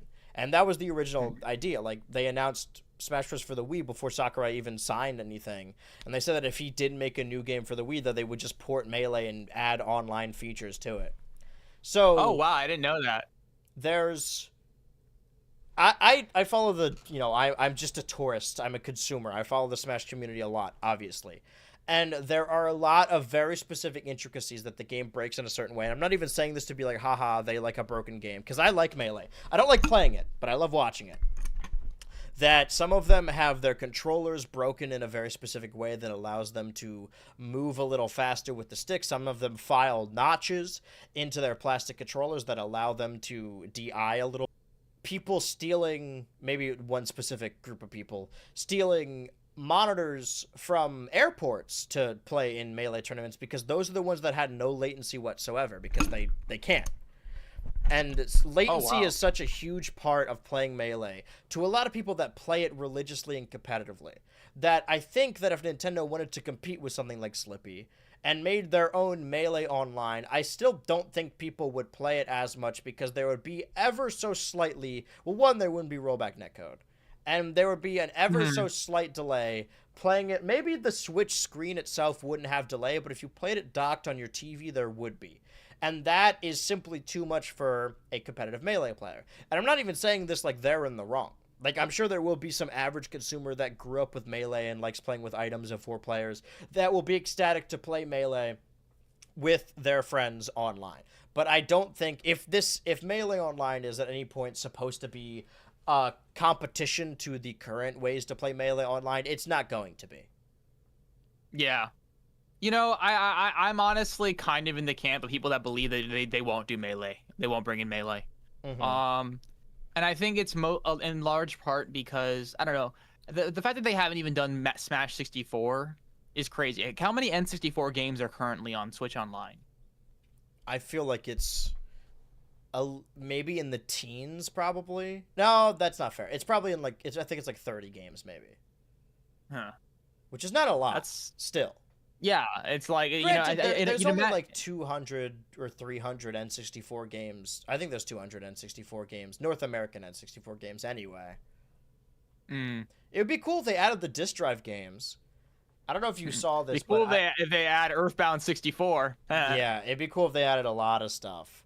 I don't know, I like when the internet sort of develops different phenomena of a game that, people that otherwise wouldn't have played it rediscover a game due to different canon. It's like when a movie or a show like references an old cartoon and then a bunch of people go back to watch that thing just because they want to consume media tied to it. That I've been seeing so much Deltarune on my feed. And there was one specific post. I wonder if I could find it on Toby Fox account in like 2017 of let me zoom out a little bit here of a model of Undyne from Undertale dancing, and everyone recently found the tweet. They're like, what game even is this? And it turned out that it was Mario Artist Studio for the N64 disk drive. So then a bunch of people who really like Deltarune have been recreating different Undertale and Deltarune models in Mario Artist Studio for the Nintendo 64 disk drive. And I think that's a nice little convergence of things. Yeah. You know, Let me when see I if I was a can. kid, everyone was playing Mario Paint. Yeah, on the Super Nintendo. Well, how many Yeah. people even have Mario Artist Studio? I mean, how many people even have an N64 disc drive? I imagine they're just Yeah. playing it on an emulator, which I thought I'm I glad. thought they I thought they didn't come out in the United States. They didn't, and I there's thought it only was like a yeah. there's only a handful of English ones that ever existed. I want to get one because Yeah. it's only like 1,000, but Oh, to that's not complete that my bad. I mean, all collection. things considered, for like a collector's item, is Hmm. a really rare collector's item. 1,000's like not that bad, all things No, considered. let me see if I can find the specific post. If I just look up N64 disc drive, no, they just posted about Doshin the Giant. All right, well, editor, if you know what I'm talking about, put them on screen. That's what I was talking about. It's not really related to what we're talking about. I just thought it was really interesting. But One thing that's really cool, actually, you just reminded me, is the amount of people playing Undertale right now and seeing things that may or may not be hinting at Deltarune. Like I mhm. forgot the details, but there's a part of Waterfall. I think it's been a few years since I played Undertale, but there's a part of Waterfall where there's like these little flowers that people wish on, or there's wishes that they kind of like repeat or whatever. Um, and one of them, I forgot what it said, but someone was thinking that it might have been like Noel, like it's one of Noel's wishes or something like that, which Well, is kind of fun. And it would actually make sense because apparently he was already kind of thinking about the character of Noel and Susie and stuff in like 2014 before Undertale even came out.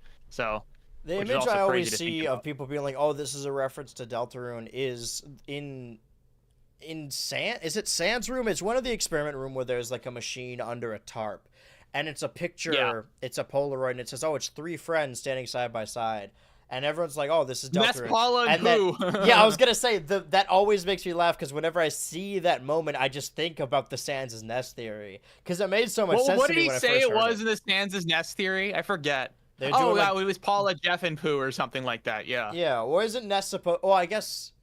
Yeah, if it's in Sans' room, but he'd be doing the fuzzy pickler pose. Like, you would think that Sans would be in the picture. Yeah.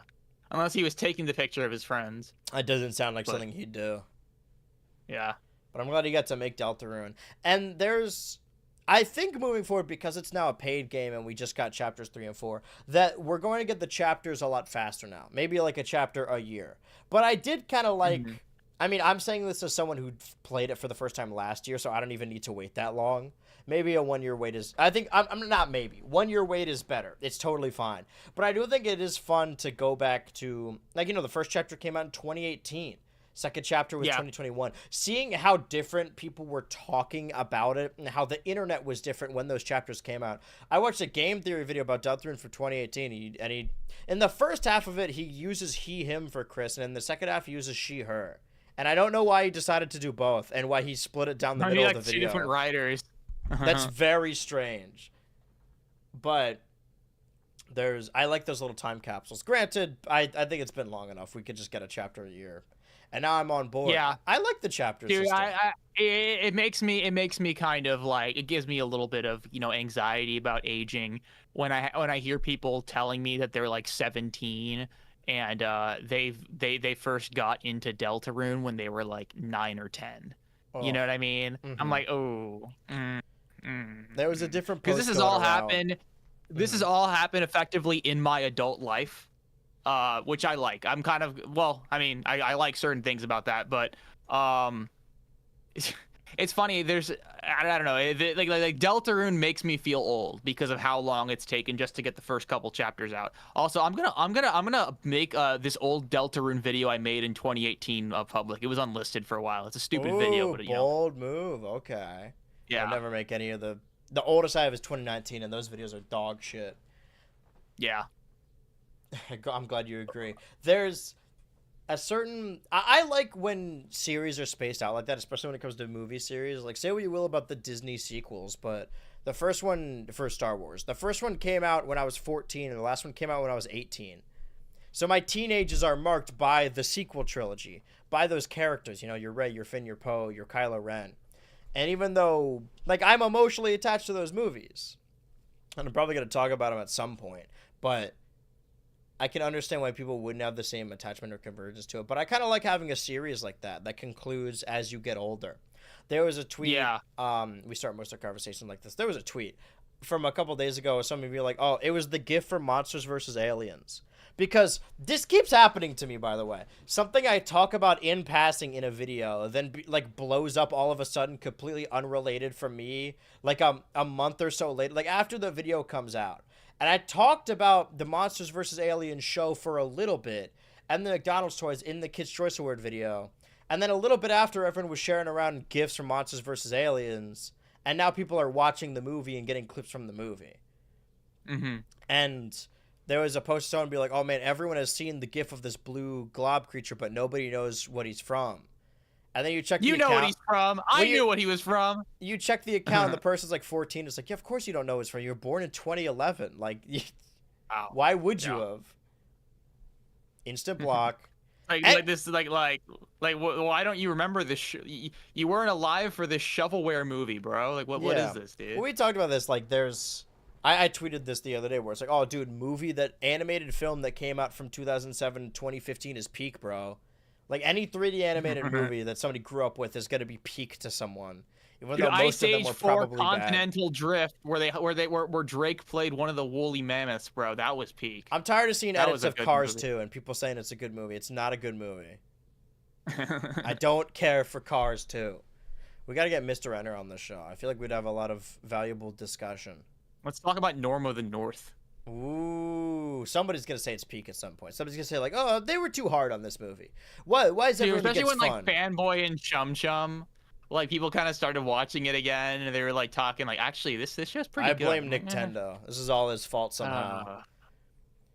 We have covered a number of, I mean, the first hour was us talking about our trip and all the stuff that's happened in between. We've talked about sub-communities like that of Deltarune, or people talking about Monsters versus Aliens, the colossal Xbox layoffs and all the images potentially hidden within the background of these Nintendo Switch Online games, and a legitimate Nintendo Switch Online game that was dropped and announced. I think it's been a long while since we've had a bogus 4chan leak, and I miss it dearly. So this is a topic we've been talking about for a while, the prospect of a new Nintendo Direct in the summer.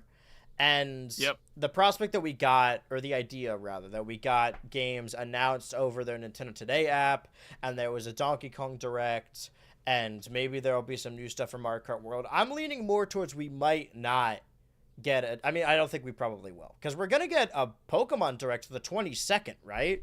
So when are we meeting next time? That. The next episode of the podcast is on the 21st. 21st. Oh, let me double check. So right is it the 20? I think I'll be back on the 21st. Like I don't think we have to do a Super Tuesday. Yeah. Oh, thank God. So we will. That's a direct unto itself, but I feel like all of the games. Oh, circling back real quick, we talk about Donkey Kong 64 launching on the N64 emulator to coincide with Bonanza. Potentially, maybe Kirby Air Ride will launch a little bit after Air Riders. Because other than Metroid Prime 4 and Kirby Air Riders, those are the only things that don't have a release date. Everything else has a release date, aside from games that are coming out in 2026. I would hazard to say that probably the next full Direct won't be until September. I actually don't think we're going to get one this summer anymore. But this is another text-based 4chan, green text leak. And it's been a while since we covered one of these, and I miss them dearly. So I say we just go down the line and discuss. Yeah. It begins with date of Direct, July 10th, 2025. Okay, so bad news. It already didn't happen. Direct actually opens with Five Nights at Freddy's, Secret of the Mimic. This will also Is that an actual game? Yes, that is a game. Okay, it is a game. And it doesn't look to be that visually or graphically intensive of a game. I don't know why it wasn't on the Switch to begin with. It seems like one of those hallway Steam games that it goes viral for a little bit. It's like, oh, it's scary. I've seen people in the FNAF community turn up their noses and be upset about like Corey or Markiplier or whatever for not wanting to play the game for elongated periods of time. But the game looks bad. Like, even if you're a FNAF fan, and I don't like most FNAF games, the game does not look good. I wouldn't want to play it either. So come with the announcement of a new physical edition for FNAF Games All, available on the Switch too, with upgraded visuals, mouse con controls. How do you upgrade visuals for Five Nights at Freddy's? It's an image and an art book. You go into, I guess you draw the image again. Like, it's like, yeah, that already is kind of. of a new physical It's edition like of FNAF games. Oh yeah, mouse con controls. Yeah, I guess that would be better.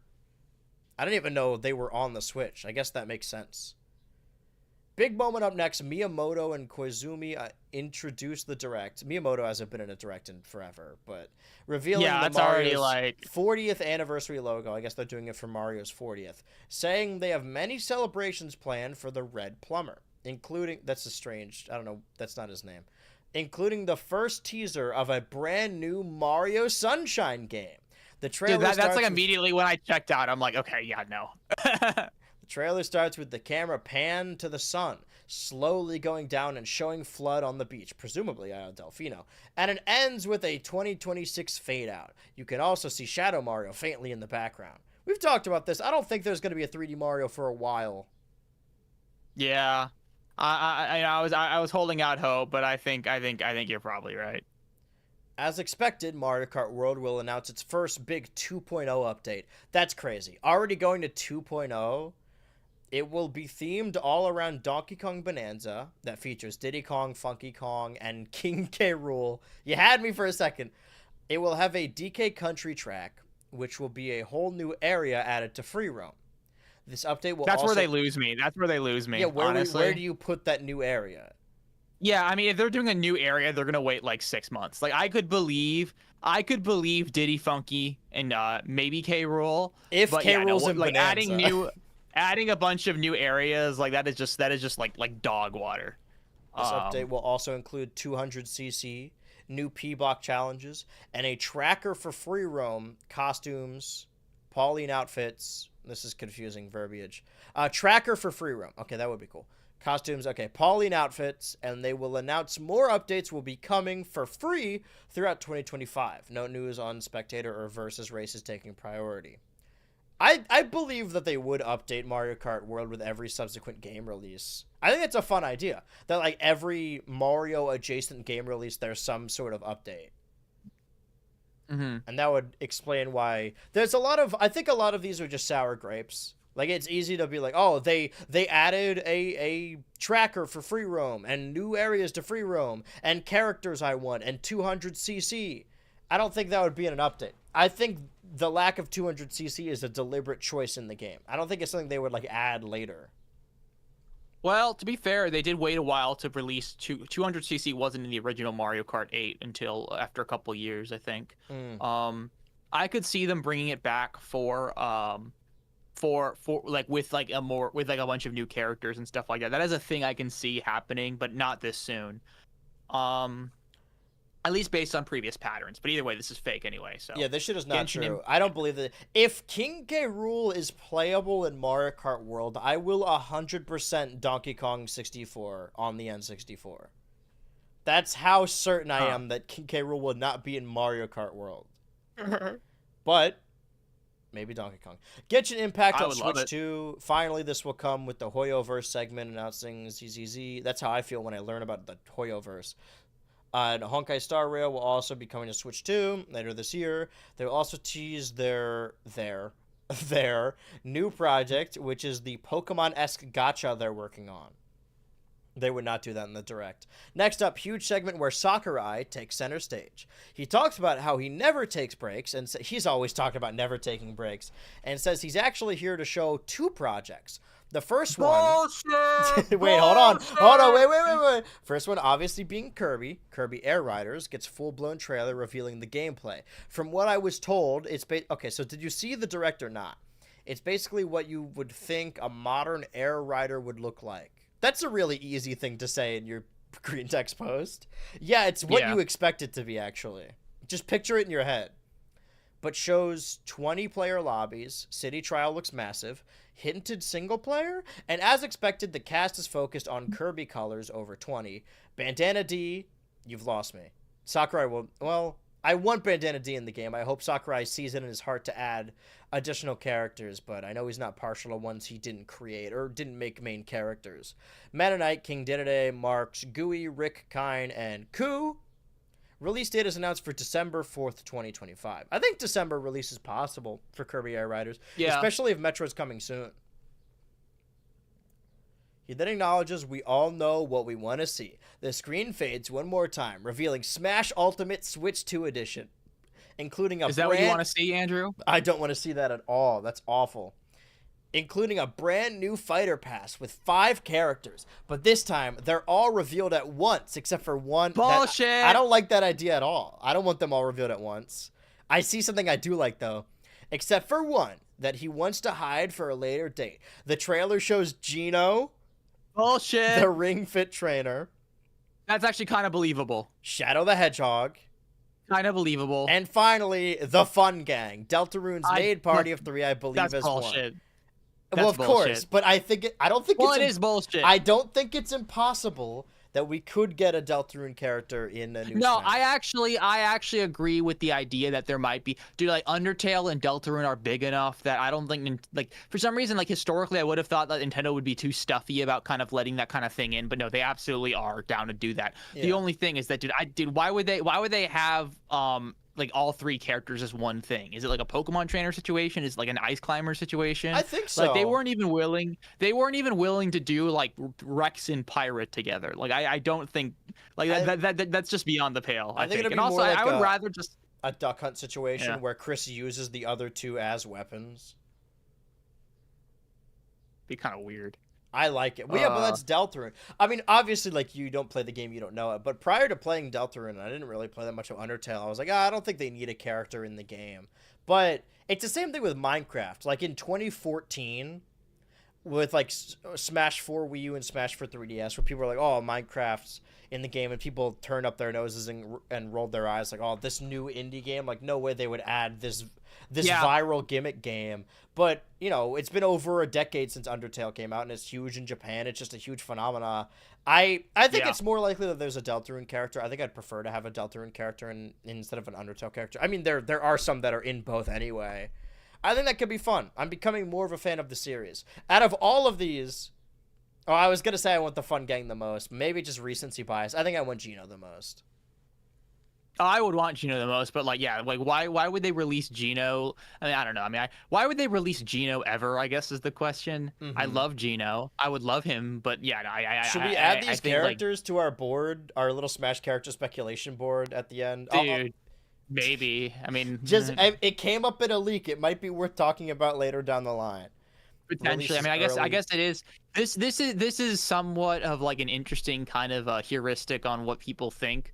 At least because this post got pretty big. Like what the common conversation is about potential newcomers. I could definitely see Shadow being a newcomer. But Fun Gang, like as a group of 3, I think is just I can't see that. I can't see that. I see it. I see it in my brain. I am seeing the 3D models right now in my head. I think it's possible. I believe in the dream. I think it's possible. I'm locking that in. It's the only thing that's believable here, other than December Kirby Air Riders. Atlas segment. Persona 3 Reload and Metaphor on Switch 2, with a tease of Persona 4 Revival again, as well as P5R, Tactics, and Strikers all getting paid graphic updates available now. So you're definitely more of a Persona guy than I. Yeah, you talk at length about this. Yeah. Man, I kind of wish Persona 3 Reload was on the Switch. That'd come in handy.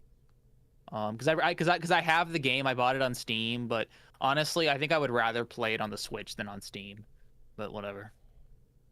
But think about now for a weird one. Now for a weird one?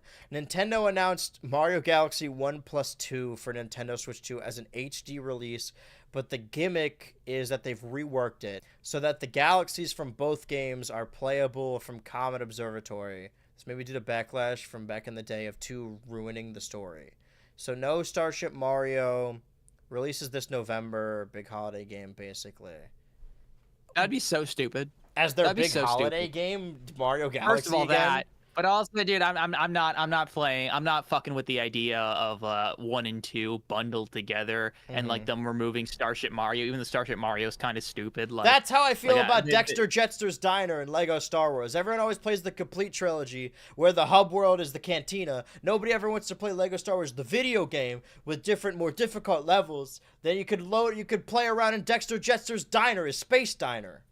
like, what would they do? Would they just like rewrite the entire story? Would they add new areas to the Comet Observatory? That's what I don't get. But like, yeah, I guess the levels would just exist on the Comet Observatory. Like there would be, I don't know, additional, maybe just stars appear in the sky. But at that point, you could just have the Mario Starship, the Starship Mario, on the side of the Comet Observatory. Yeah. This person seems to believe that Galaxy and Sunshine would get additional content. When I don't even think Odyssey would get like, additional content. dude, they would not be caught dead.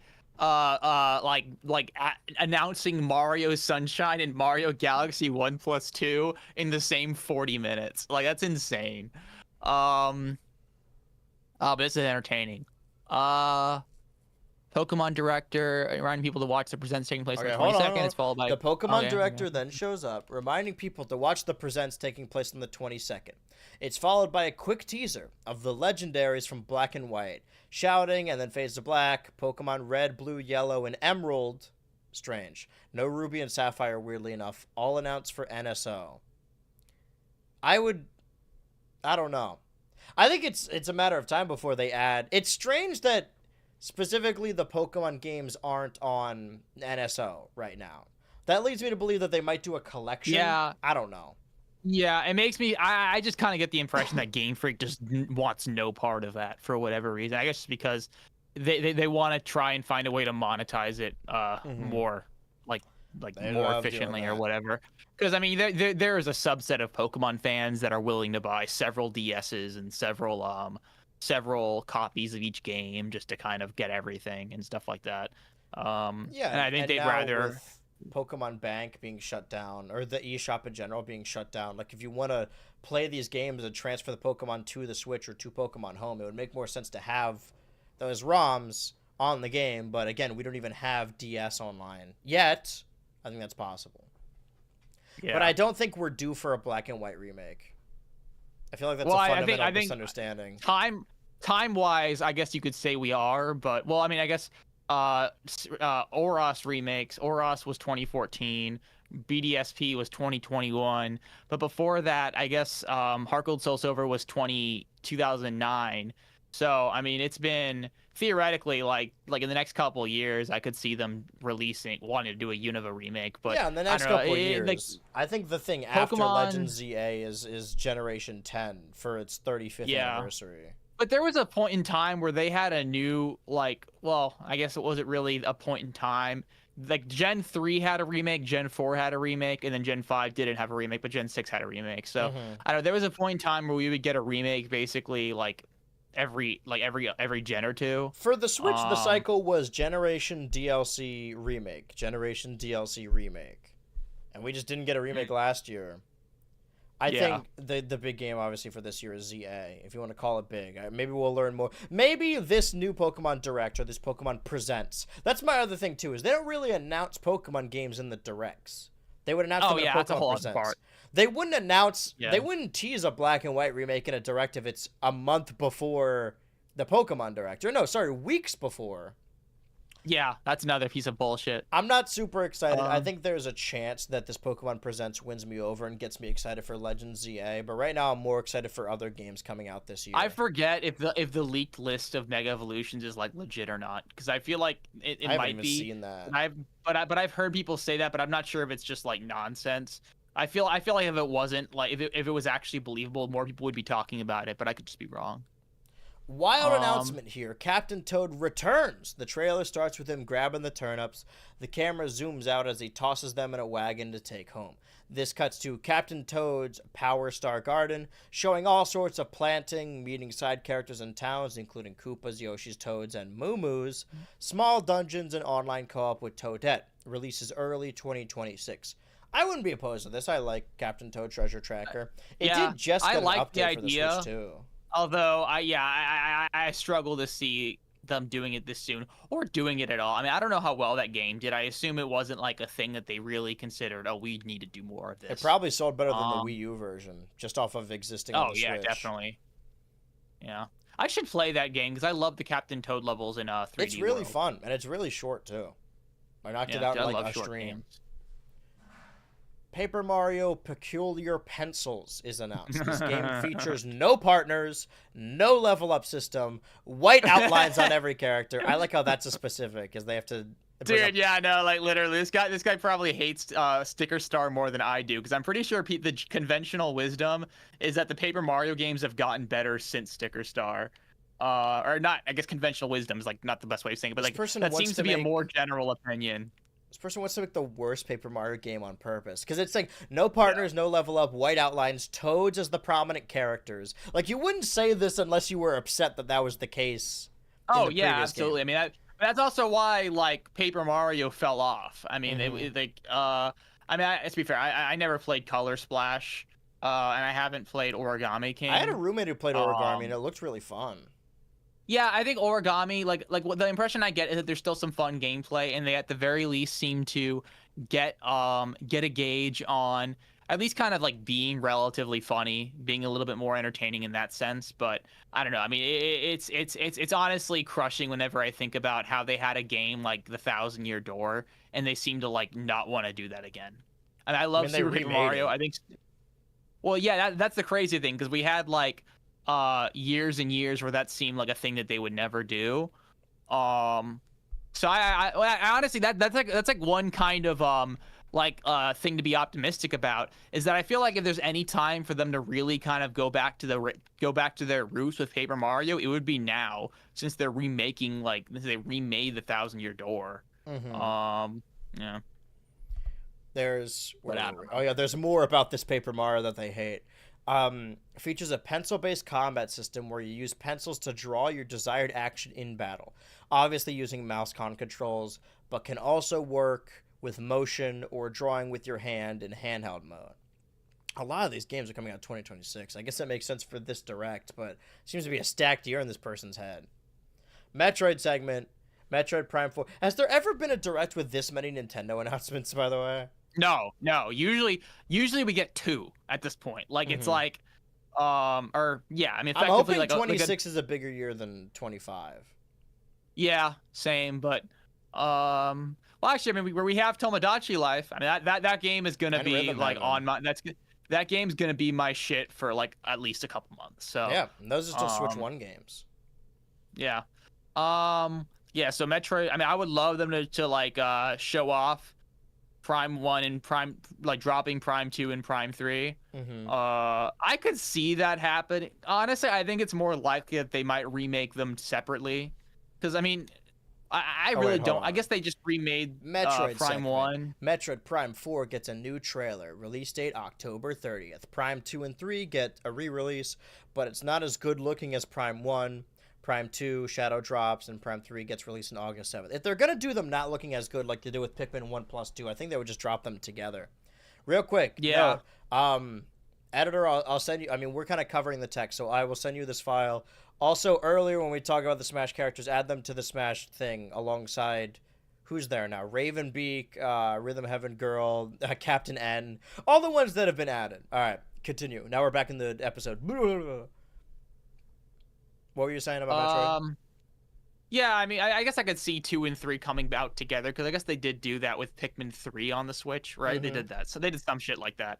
I would love that. I would love that, but I could see that happening, as much as I was about to say this is bullshit, but it probably isn't bullshit. I definitely don't think they'd remake the games in one piece. Or maybe they would. I don't know. I guess honestly, I'm not super opinionated. I just hope that happens, but I also don't think what I don't think they do is like drop both games 2 weeks apart or whatever, like they're kind of implying is going to happen this. I think that's a little bit like, yeah, I doubt they'll do that, but I'd love if they did that. That'd be great. Or on the same day. What, Prime 2 and 3? Yeah, Prime 2 and 3. I mean, if they're going to do that and we waited so long, I'd rather them be the remasters, but I mean, it's been long enough that I don't think that's going to happen. Yeah. Or, yeah. Because, I mean, I think 3...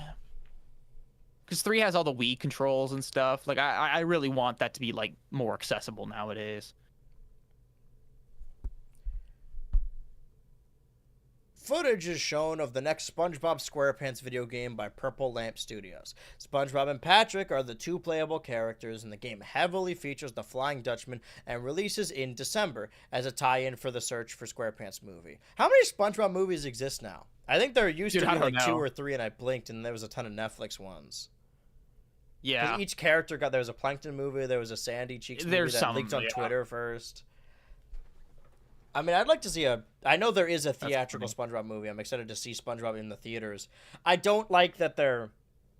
I mean, it's whatever. You know, the films like Spider-Verse and Peanuts and Lupin have shown that 3D animation doesn't have to be so stilted. But if we're going to see a SpongeBob movie in theaters, I'd rather see a 2D animated one anyway. Yeah. This is, I believe, the studio that worked on the Battle for Bikini Bottom remake and the Cosmic Shake, maybe? Or maybe, THQ Nordic remade Battle for Bikini Bottom. Scissor Reel more exciting than usual, showing more Nintendo games getting free updates as well as third parties, including the Xenoblade games, Pikmin 3, Mario Wonder, Sonic Superstars, Silk Song, yeah, they show it again, Sonic Frontiers, is that even on the Switch? Final Fantasy VII Remake, Pokemon... I assume it is. Pokemon Sword and Shield, Minecraft, and more. What upgrades could Sword... I guess just graphical updates, unless they add... Yeah, yeah. You're the Xenoblade guy. What could they add to older Xenoblade that are Switch 1 games? Just better, that give them a Switch 2 maybe edition? more draw distance, maybe just 60 FPS. I assume a lot of the games are 30 FPS. That's what I would assume they'd just do. Just stuff like that. It'd be nice. I could see some of that happening, but I don't know. Like, yeah, I mean, I depends on it. Like, Sonic Frontiers. Splatoon Raiders gets shown with a full-blown trailer. It's basically a survival game. Gather resources, cool story missions, new weapons are shown, including the long request paint spray. 2-player online co-op campaign will be the only multiplayer option for the game. They're totally stealing Survival Kids' flow. They're trying to be the new Survival Kids 2025. I couldn't help but notice this final thing at the bottom here. Let me zoom out so the stream can see it.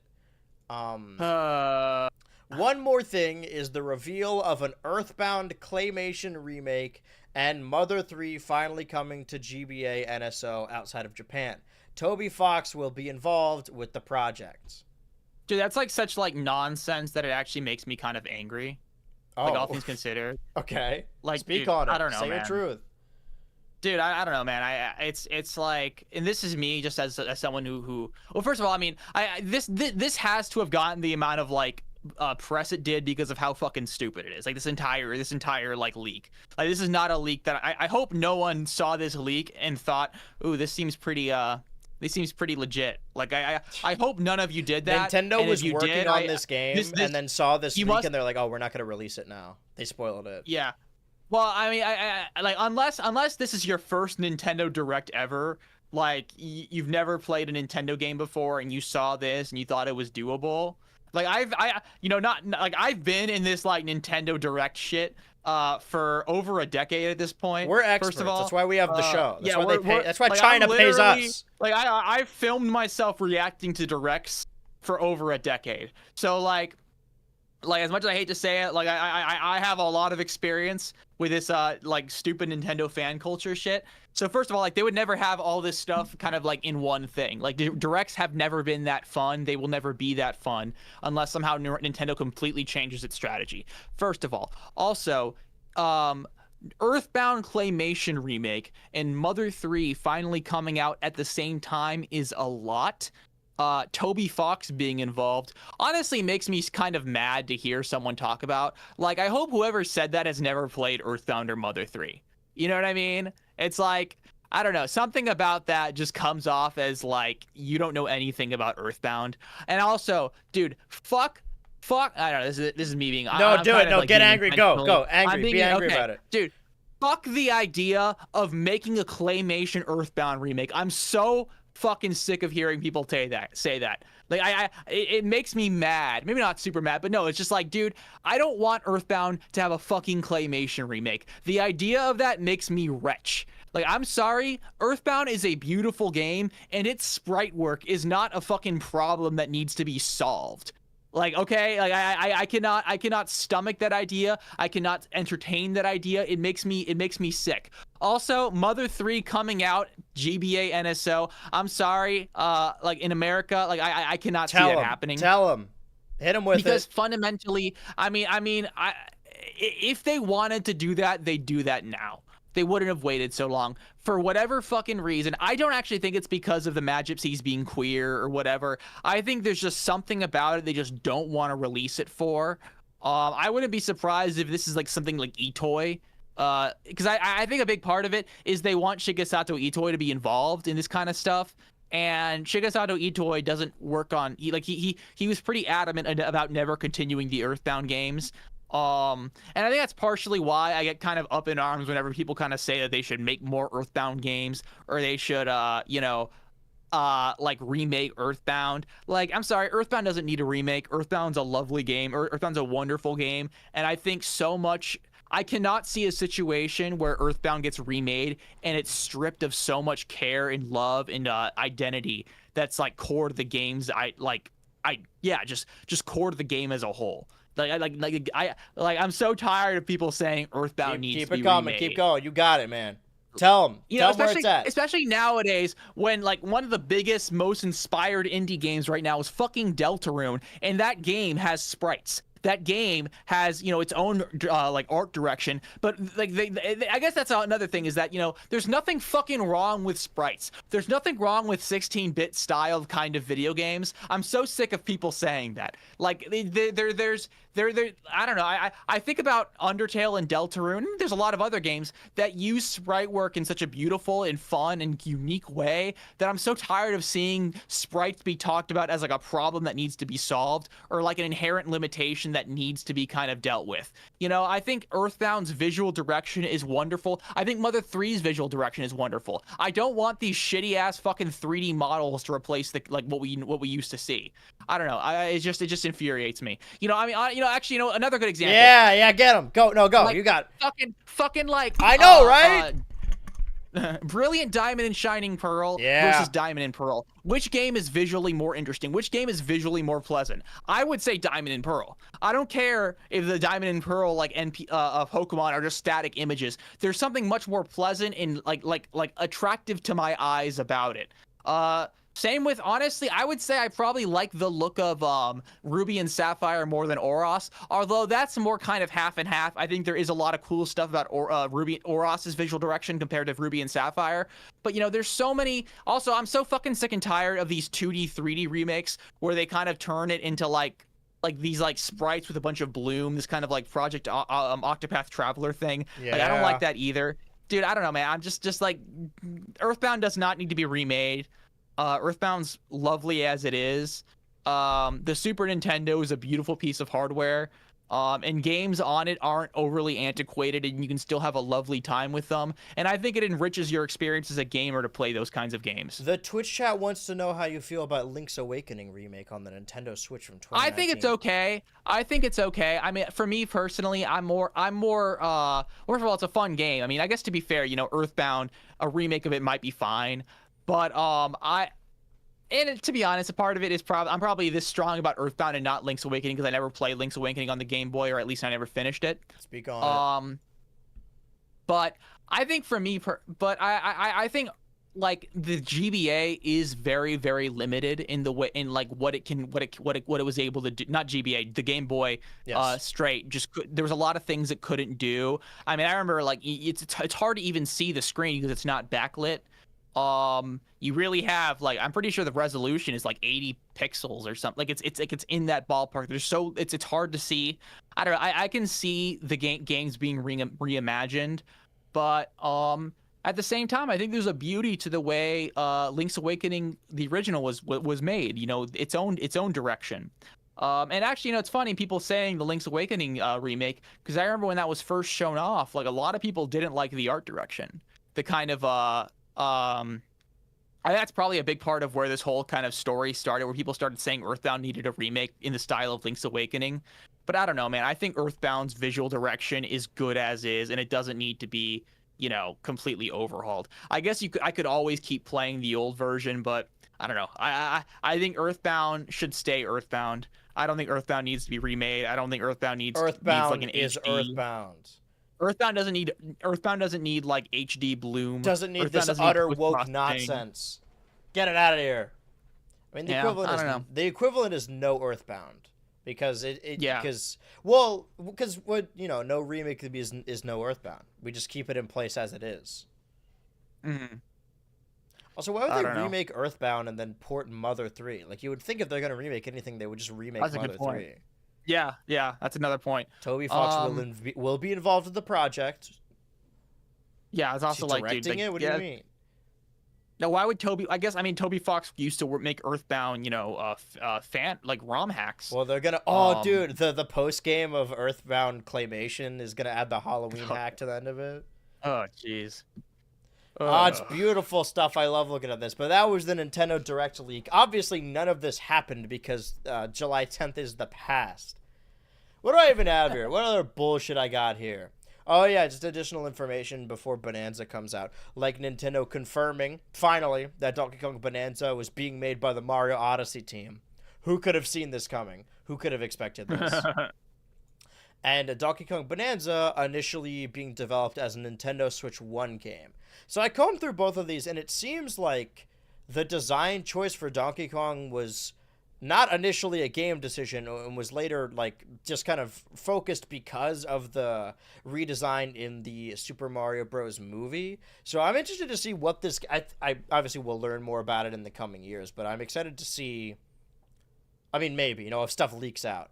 I know people really dislike those Nintendo Giga leaks because actual information about the people who work there's an actual data breach, and I don't want to celebrate it. But it's the only way we ever get information like that from Nintendo, other than like a 35th anniversary of Zelda book, or 30th, I suppose. That I would love to see what this original Donkey Kong design Switch 1 version of Bonanza looked like. Probably a little bit like Bowser's Fury. But not only is it being developed by the Odyssey team, who could have seen this coming, but it's also a Switch 1 game, or developed initially as a Switch 1 game and then was pushed back to the Switch 2 because it is probably just too daunting to put on the Switch 1. Or they just wanted a launch title. Again, just airs credence to... I don't think there's going to be 3D Mario for a while. I certainly don't think there's going to be a Sunshine 2 or a Galaxy 1+2 remake. And I certainly don't think that'd be announced on the same fucking day. Along with the Earthbound Claymation remake. Yeah. And one more thing. No, that's a... Well, we have additional... I mean, if we're talking about Bonanza, this will be the end of the pod because the next time you see us on the show on Switch 2 Ultra, we will have played Donkey Kong Bonanza. I think I did the math, and I played 18 hours of Mario Kart World on stream so far. And to match that, I think I just need to do a double-length stream on Thursday and then play it every... Well, no, I'll only have like 6 hours in it. Maybe I'll do some additional time on my own to maybe avoid or get 2 spoilers before it is spoiled for me. We'll see where that loads out. Additional information like this of a Bonanza, I think, because we see this logo here as well. Yeah, they did. This is a... Does anything look off to this picture? Because they released this picture recently, a couple days before the game's launch. Does anything stand out to you here? Anything look interesting? Pauline is really blue. Now look at... I Uh, want you to look at... Let me zoom in on this. Look at this image. Do a little okay, research. go back. Yeah, yes, of course. Okay, is the logo a different color? I don't think it is. Yeah, the left of the logo, instead of being blue, is now a sort of deep green color. Dude, I think that might be your mind playing tricks on you. You don't I think see this is it? like a color You in a don't see it? direct It's not blue situation. anymore, now it's green. I think... Oh, maybe it is a little more green, but I think it might also just be how the color is perceived with the different colors around it. I wouldn't be super surprised I'm if that was opening up actually the Photoshop. same. I'm doing the drop tool. Hold I on. want to drop tool that. I'm trying to switch over. Oh, is Streamlabs freaking out? Hold on. Oh, hello? I tried to switch over. Maybe? We shall see. I hit a button on Streamlabs, and let me see the stream over here. Is it normal? Does it look normal? Is everything back to... Okay, we're back over here. Perfect. I didn't want to share my screen too much if I was opening up Photoshop. Let me get this image. I'm grabbing this image. Where is it? Where are we? Here. Okay. Copy. New file. All right, let's see here. Let me. Okay, that's not at all what. This copy. There we go. There we go. We wanted to open up there. Okay, Photoshop. Perfect. Scroll over here. Do a little drop. Do a little drop tool. My computer's really fighting me because of all the tabs I have open. I mean, parts of it seem a lot more green. It definitely is green. But let's see the previous image. I just wanted to be immune to the to the K-Rool propaganda. I just wanted to be the guy that didn't get fooled by a optical illusion. I have to be. So one of us has to buy it, and it might as well be me. Okay, this isn't the same green. I mean, this is more blue. So lighter blue.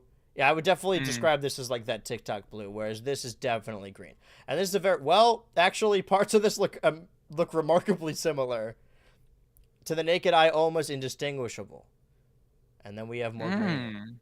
Which could mean nothing, of course. Doesn't necessarily mean anything. Maybe they thought green just looked better with purple. Or maybe there was a character hidden deep within this game. Oh, yeah, no, I don't buy that. We've covered a lot of topics very litigiously here. I had a whole thing I wanted to say about the Street Fighter movie. I mean, other than the cast just looking bad, I don't like this comedian. It's weird that there's 2 professional wrestlers in it. Noah Centineo as Ken. I don't feel anything very strong about the Street Fighter movie, but he's got the eyebrows for it. Yeah. I mean, that's probably why I love when movie accounts, you know, your Culture Crave, do things like this where they have to find images where they look similar. So this is an image of Ken from Street Fighter like 4, I think, and the rest are modern. So I think they're just like, okay, what image of Ken looks the most like this guy? That's funny. Also, this is a very, I don't like this cast. Cody Rhodes, if you don't know, is a professional wrestler. He has this American flag motif tattooed on his neck. So Guile's really the only character he could play that wouldn't require a lot of makeup. I hope Guile and Akuma fight in the movie. I'm not even convinced this movie is going to be getting made. Anyway, on top of that, if we're talking about mediocre video game movies, and we just talked about how Donkey Kong's design was changed later in development of the game due to the movie, apparently, I don't know how much credit you give to patents, or rather trademarks, because this happens a lot when it comes to video games, that a trademark is licensed and then everyone goes up in arms, because this one seems a little more specific than just re-upping the trademark for a long-lost series. This, I believe, was done by Nintendo Studios LLC and Universal Pictures. Untitled Donkey Kong Project, motion picture.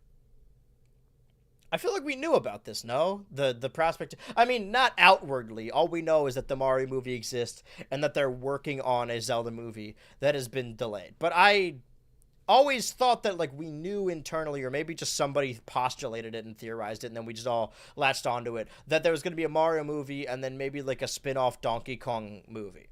I always assumed it would be like that of the Knuckles show. I think I heard people kind of murmuring about that. Where it'd be a streaming show, but it seems now... I mean, this just means it's in development. Again, like I said, when it comes to movies particularly, if I don't see a trailer and a poster, it doesn't exist. This is just a name. But there's a lot to be said about a Donkey Kong Project movie, a Donkey Kong Project motion picture. Could it be possible... I like the idea of it.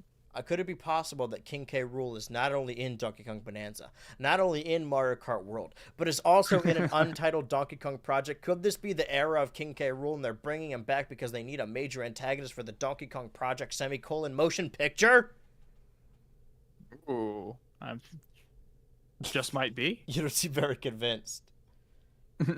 Well, I'm curious. Like, how have there been like have there been movie patents kind of filed by Nintendo for this kind of thing before? I don't believe so.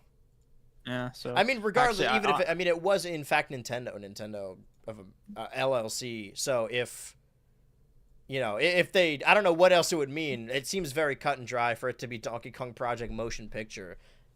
Yeah. YouTube chat says, anyone else think Andrew should review Hilda? I've actually never seen Hilda. So that's one I'm more likely to do than, like, Gravity Falls, because it would be my experience with it. I've never actually seen it. Thank you, number 3 chatter. I like that the YouTube chat ranks them now, so I can have my favorites. That is, I believe, everything we missed or wanted to cover between weeks. The week we missed, technically week 15, but now this is week 15. We've updated our Smash chart. We've talked about Bonanza. We've talked about Donkey Kong in general. We've talked about Donkey Kong 64. We've talked about other N64 games hidden in the background. GameCube games being added to NSO. Earthbound remake, of course. That one's probably going to happen. Xbox layoffs, just individual vacation time. But I believe my lovely wife is making pasta for me upstairs, and I really want to go see Superman because I'm tired of scrolling on my feed and seeing potential spoilers. I need to see this film. The storm has let up. I assumed you'd already seen it. I know. I would have assumed I already seen it too. I was stuck on an island for the last week, watching Love Island, having it beamed into my brain. Do you have any closing remarks for this episode of Switch 2 Ultra? This most momentous anyone in the Sacramento area this Saturday, the movie that I'm in, Brain Bugs, directed by John Westling, is being showed at the historic Crest Theater in Sacramento, California.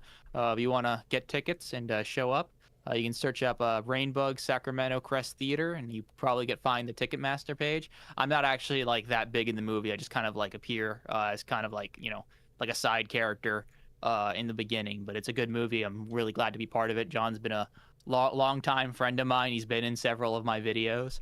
Yeah, this is something I've heard about, I think a little bit ago, so this has been in the works for a very long time.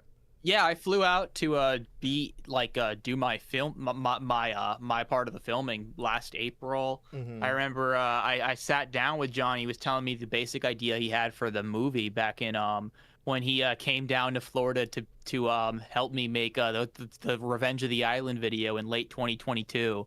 So it's been in the making for a while. This has, well, for me on the me side, well, how's the Pockettail Island video coming along? It's a long video. So it should be long. I like getting these weekly updates, or now sub-weekly updates about them, so that when it does come out, you can be like, wow. It came out. This is what people have been talking about for a while. Yeah. But for me, I've released the Fantastic Four video that I've talked about in circles and on Twitter before, so people knew was everything moving forward is kind of, I don't think I've said anything about. Well, I said on this show that I'm just gonna do the Total Drama video. Next video is Total Drama video. I want to make a teaser for it because I like the video teasers, but next video is Total Drama video. It's not gonna look the way you expect, and I won't review or won't reveal what the topic of the video is, but look forward to that. It's gonna be July somewhere, so people can finally get off my back about it. But as far as this episode goes, we are ground zero. I'm excited for it. Right before Donkey Kong Bonanza, and we got a couple more weeks before that video, but we shall see. I have been your co-parent, BH Ultra. And I have been your co-parent, Switchy. And I am about to hang up. Thank you so much for joining me here, Switchy. Closing this. Discord's been giving me a lot of issues. Check out this. My name is Cleveland Brown. This is the Cleveland Show. My name is Cleveland Brown. Brown, Cleveland Brown. My name is Cleveland Brown. And, okay, where can I see this movie? I don't want to see it in 3D. 3D IMAX? What am I, 5? This is the Cleveland Show. Oh, it's the Cleveland Show. Everyone will know.